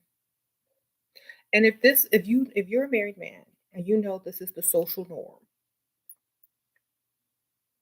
then it's perfectly okay for you to go into any chat or in a bar and brag about how took your wife for coffee and da da da da da da and all this kind of stuff because you already know you can turn around to the next woman who walks in the bar who wasn't there hearing your story and buy her drinks and take her to breakfast or lunch or whatever. Take her on a better date than you did your wife because the social norms and standards have gotten higher now. So you do try to date, she ain't going for no coffee. You don't have. The sad thing, if he tries to date outside of his marriage, he gonna end up taking his date on a better date than he took his wife, which is sad. So I don't know. Let that sink in. Should have done better, or you need to make up for it now. Take her somewhere nice. All right. Oh, Oli Mac, Sprinkle Sprinkle. Shira, what happened to crypto? Do you still hear from him? Girl, I don't know. Sprinkle Sprinkle. Y'all only one donating to me now. Thank you, girl. Sprinkle Sprinkle. Thank you for saying it. I will take it into consideration while dating. Yep, Illy. Oh, okay, y'all talking to each other. Before you got married, you remember never having to ask a man for money. They just offered. If a man likes you, he will do a lot for you, even early on. That's true. You stopped responding to coffee dates from this one man, and he came back with a reservation for dinner. Men are not stupid. I know. Shira isn't dating for money wrong morally? Nope. You know what's wrong is I'm really wondering because no, your channel is the first I've heard of it. Um, Honestly, I'm not gonna date a broke man because to me that's morally wrong. Because if he broke and I'm making him spend the money he don't have, I would feel more guilty than dating a man who got a lot of money to throw around and spend because he want to and he can, you know. And then I would feel really guilty marrying a man and I know I ain't finna work and bring some kids into this world that he can't take care of. I think that's morally irresponsible to the child and to you as a woman, you know, your own self. So dating a broke man is morally incorrect to me because it's telling him, oh, you deserve a wife, a family, and kids, even though you're not man enough to get up and go get some money. Okay. Or, you know, man enough to provide for a wife and kids. You can't even afford one, but here you go. That's morally wrong to me. That's going to put too much stress on him. He ain't got the ambition. He ain't got the mindset to get no money. And it's just going to be a terrible marriage. And I'm going to cuss him out every night. And it's not going to get well. Hey, thank you. Whoa. Got my package. So that's morally incorrect to me.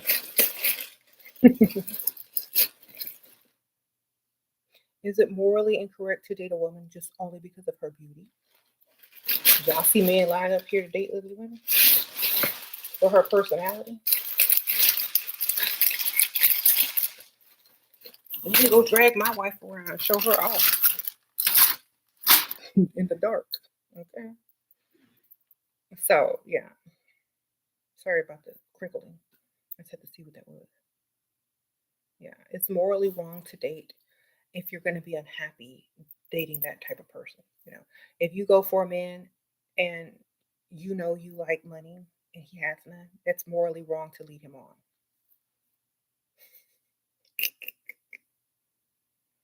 There you go. Because you're going to be looking for the next man with more money. So go for what you want and stick to what you want. Don't go for what people say is right or wrong. You know what's right or wrong for you.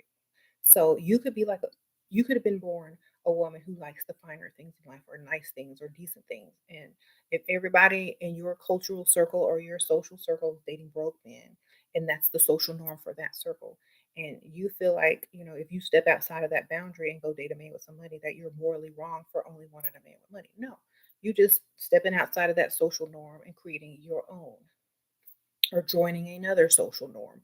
All of them are illusions, literally.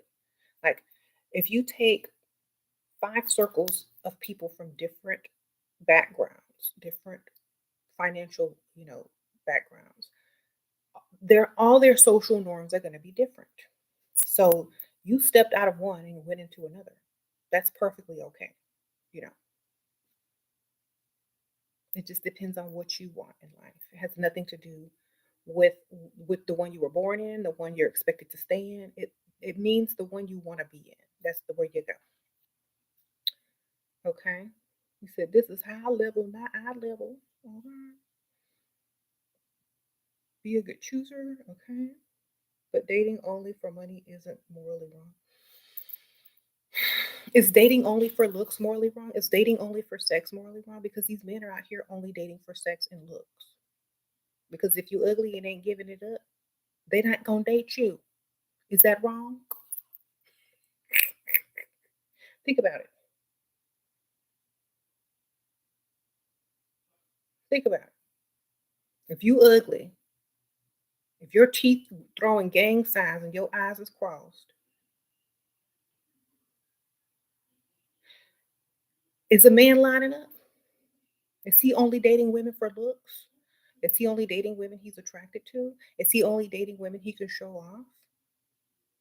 If you say I'm not gonna ever sleep with you until you give me the ring, and you're ugly, you think he's gonna wait? You think he's gonna date you? No. So is it morally wrong to date a woman 100% based on her looks and her giving you sex? if you're a man? No, it's not morally wrong. I mean, it's not morally correct. But do men do it? Do men date for women, looks and their, eagerness to give it up? Yes. Is that what they go in spending money hoping to get? Yes. Is that morally correct? No, but they still do it. Okay? They're still going to do it, period, no matter what's morally correct or not. So, if it's morally correct to you like if you're going to date a man for all this other stuff and he has everything you want in life except for money, is that is that smart? No, it's not. So, dating a man only for money, um, if you're in a place where that's all you need right now, if you need money right now and that's where your mind is and that's why you're dating, then it's fine because you have goals. You date with a purpose. You date with a purpose. And if your purpose is money, then it's perfectly okay because that is your purpose. If you're dating to fall in love, then that is your purpose. If you're dating to get married, then that is your purpose. If you're dating for money, then that is your purpose. It's not morally wrong or incorrect. It is your purpose for dating. That's it. Just like a man doesn't date without purpose. What is he dating? What is he spending his money for? Towards? What is he investing in? The hope for one day to get what? Some. All right. There you go.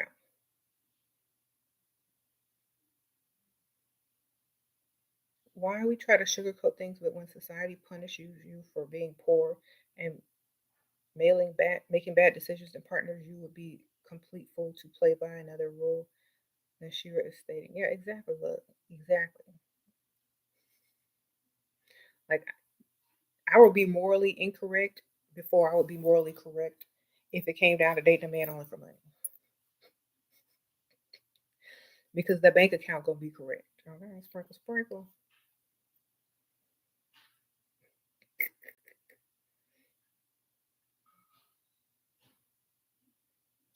You ashamed and disowned for having your son that way. Stop using that ideology to stay powerless and complain. Just be powerless.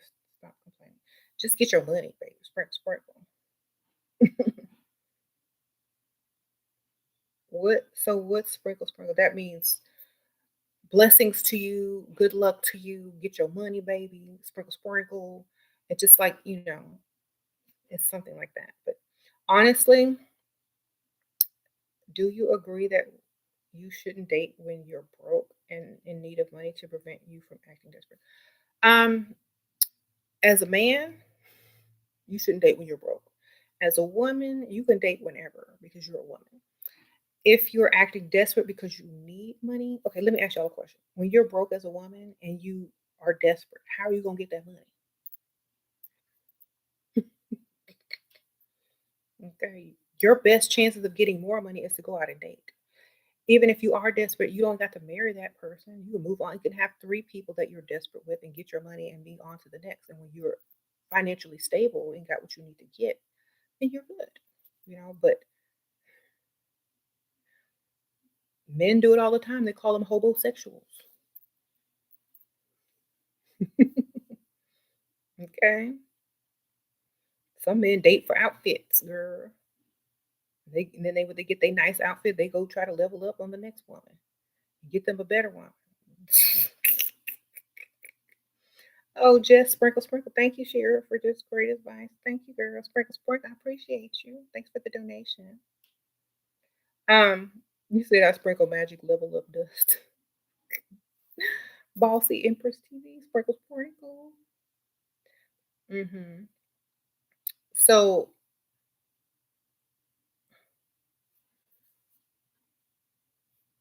yes, you would more likely to do things that you wouldn't be comfortable with for the hopes of getting some money if you date when you're broke.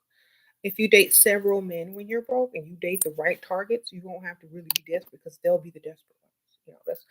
It's true to an extent, but if you like when you're really desperate, You gotta get the worst. You gotta get the worst of the worst that you know gonna come through. Baby. You gotta get the ones. Look at the cross-eyed, the ones throwing gang signs with their teeth. That's the one that's gonna come through. Okay. And they're so desperate they can't even tell you desperate. Okay. They just want to be seen out in public with something that look human. Okay. Sprinkle, sprinkle. So that's what you gotta go for. You gotta find the one they might think is an alien. Okay. That's the one you go out be seen with in public. You gonna get your money without having to do anything.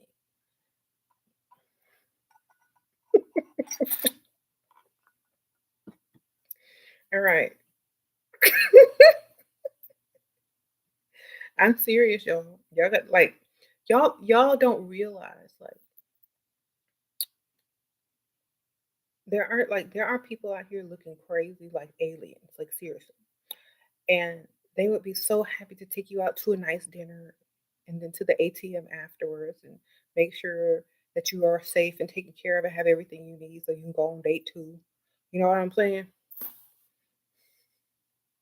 Hmm.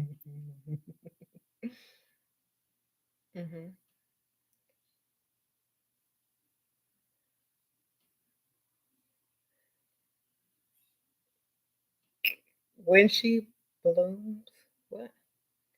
I can't be open to everyone like that. I found out both of your sugar daddies know each other, run with the same people. I cut off to refrain from drama, and it led to a sucker attack.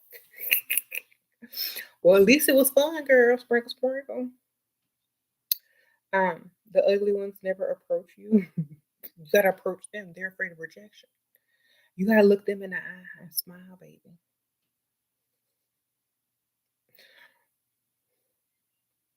Ask them questions because you think they smart. Okay, how can you date this kind of guys when you don't use dating apps? Go out in public, like go out in person.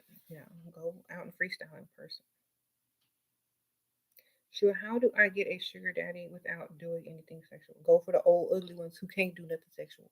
Sprinkle, sprinkle. They just want company. They just want to be seen out in public with you. I'm trying to tell you.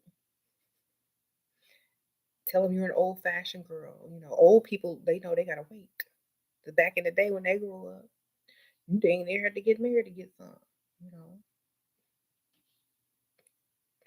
and like literally, the older you date, the longer they wait. The younger you date, the faster they want to get it. Okay, so keep that in mind.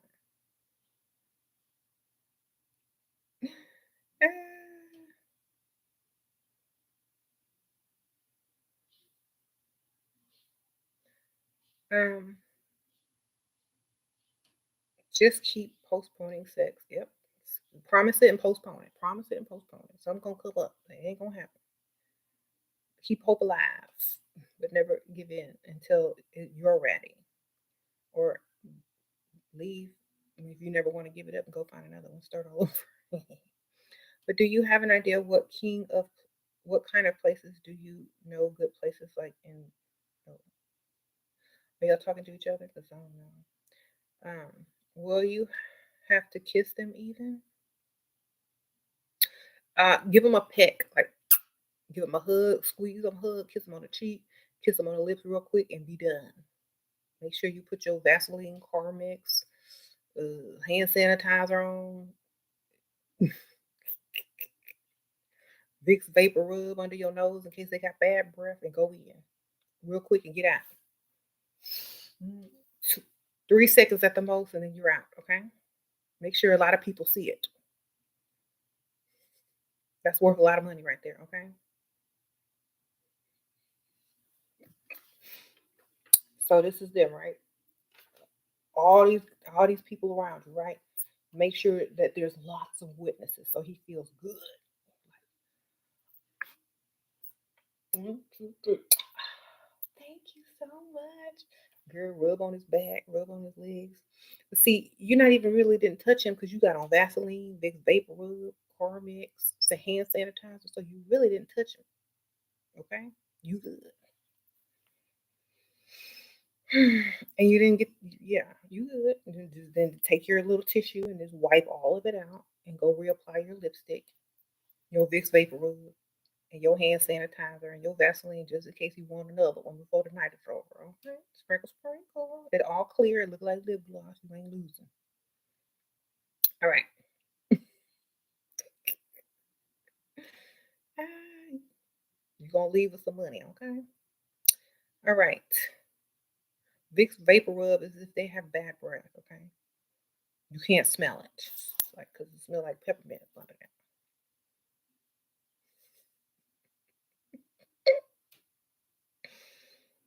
That's what they be using, like, in the morgue when you're working on a dead body. That's what you got to do sometimes, is get it in. How to get over the looks stares when you're out. Girl, it does turn heads. That's why they pay. Sprinkle, sprinkle. First of all, they probably never made a bunch of money in life to be noticed. And now they finally got it, after they old and now they look like the richest man in the room. They like it. Unless you look like a stripper and they're old money. Mm-mm. But if you young and they old, it just means they have a lot of money. And so sometimes they choose to certain places to take you in order to show off their money. And then they go back without you, and all the gold diggers are on them. You see? So it's just think of it like that. That's what they're paying you for, to be seen out in public with them. Okay. And the next time you go out alone, all the men know you about that money, and then no Dusty gonna approach. She was that old man last time. You don't want me. I'm Dusty. Okay. So it kind of works in both of your favor. And then older men will more likely approach you if they seen you in there with an older man before. And so you're gonna get more sugar daddies because they seen you with an old man. But oh, she like I'm a little older. And you'll get approached more by older men with money if they see you in places with another old man, and then you don't go there with him, you go there alone, and then you know what I'm saying?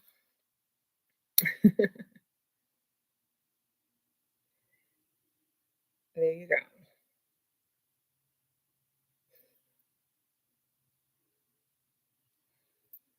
You said, how do you know if you've manifested a man he doesn't fit my letter to the universe? Did he fit them bills? Did you manifested a temporary one for now until the other one comes? Sprinkle, sprinkle.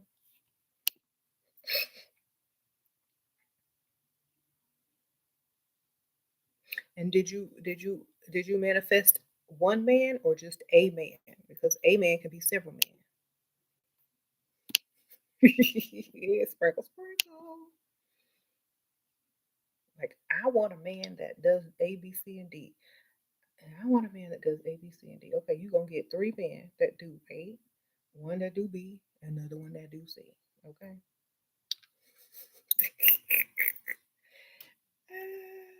Until one come along that can do A, B, C, and D, keep one, two, and three. Okay. Sprinkle, sprinkle.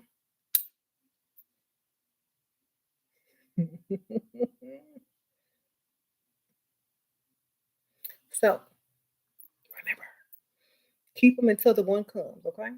Keep all of them that's doing the most until the other one gets there. Thank you. So, do you need to play on a man's fantasy in order to get what you want from him and make him crazy about you? Will he see you as valuable then? A man sees you as valuable as soon as he meets you. Okay? Y'all have to remember this. When he sees you, he already knows. Like, he going to start acting way different when he sees the one that he already values. Like, you can try, like, okay, so for example, let's say he meets you and you do all that hoopla, right? And then he meets another woman who he really likes. She ain't gonna have to do none of that. She's just gonna come in and take it all, you know. So what I'm saying is, if you are what he wants and you play into his fantasy, you are gonna be his fantasy if you're what he wants. You can play into the fantasy a little bit just to see if that's what he wants. But at the same time, if you have to try too hard, it's not what he wants. Because remember, you're going to have to keep that facade up for a long time. So if you give him the fantasy, make sure it's what you can really do. Make sure that's what you really are. Because sometimes you are the fantasy, just normally to a man. If that's who you truly are and you're his fantasy, then you're going to be able to pull it off.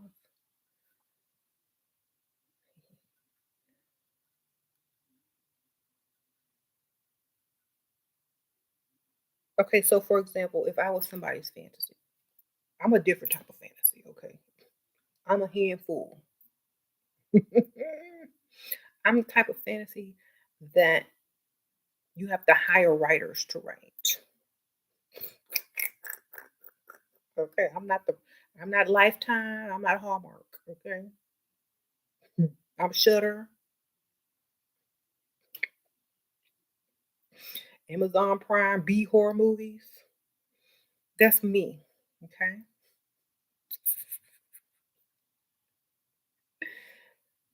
Get out, over analytical, whatever, I'm a little different.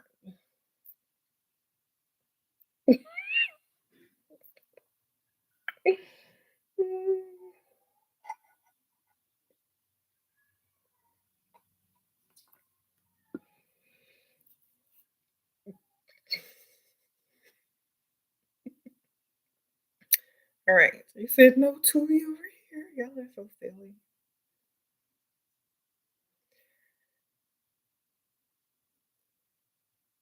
Yeah, I'm a little different. Now, okay.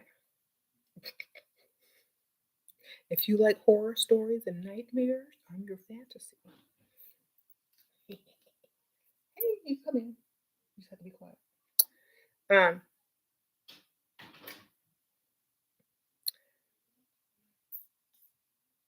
Anyway,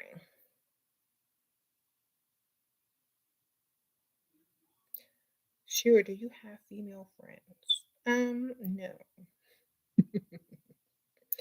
I feel like at this time, I don't have time for friends. You know. Yeah. I'm too busy, or plus I'm too into what I do. Like I'm too into reading. I'm too into this. I'm too into my kids, or, writing and stuff like that. So I really wouldn't have time for friends. Not right now. Maybe later when I get old, and have an old lady friend circle or something, and knit some scarves or something. um,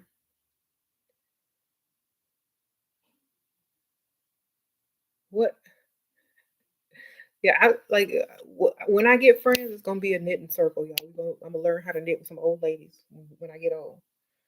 All right, but right now I'm too busy.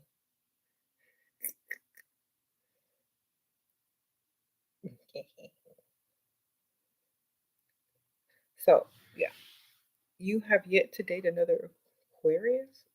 Okay. Yes, friends can be overrated. What about Libra men? I don't know. Just get the ones that's gonna give you money, baby. I don't care about their sign. Just get the money. Sprinkle, sprinkle. How do you say no to family members asking for money like this? No. They know my husband gives me an allowance. Say that's your husband, you married to him. No, the answer is no. Sorry. If you say no, they won't ask no more. It rhymes. If you say no, they won't ask no more. Sprinkle, sprinkle. Just say no. I'm sorry. I can't help you right now. Don't ask anymore. Thank you.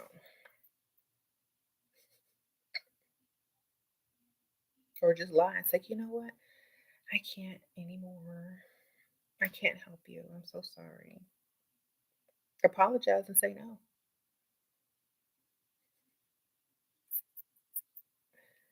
Um, Honestly, like here's my thing. If your family is comfortable enough to ask you for money. They should be comfortable enough and go ask somebody else for money. Sprinkle, sprinkle. If you offer it to them, that's a different story. Totally different. Okay. If you don't want to give it to them, then don't. If you do, then they shouldn't have to ask. You should just give it to them out of the kindness of your heart. If they have to come and ask you, it means you don't really want to give it to them. So just say no, you know.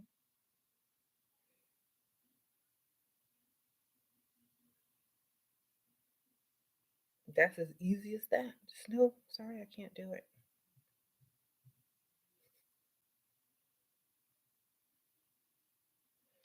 Okay.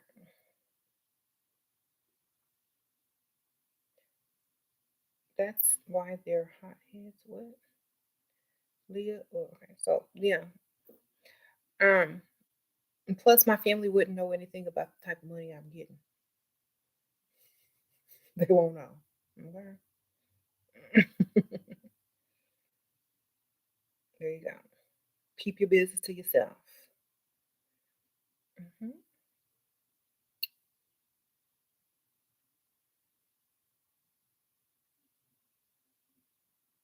You said this man ghosted you because you wouldn't kiss him in public. Girl, you gotta put them layers on. I told you, you gotta, okay, write this down, y'all. Vicks Vapor Rub, Vaseline, Carmex, hand sanitizer. Okay. You put all of that just like right here before you get ready to kiss them. 3-second kiss in public, and then you're done. Okay. The thing is on you because of all them layers, and you wipe it off and be done. Okay.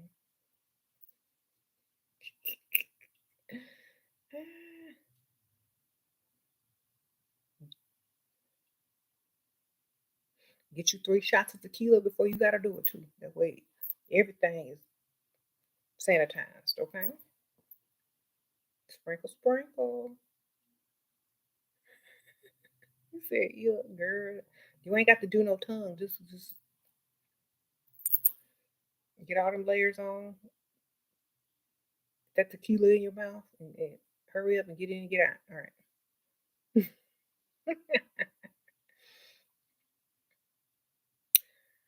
right. So yes, y'all have to make sure y'all know. I'm getting ready to go, y'all. I appreciate you guys. Thank you everybody who donated. Y'all are so sweet. Y'all hit the like button. Dang. Y'all stayed here for the long haul. Or some came in and some came out. Sprinkle, sprinkle.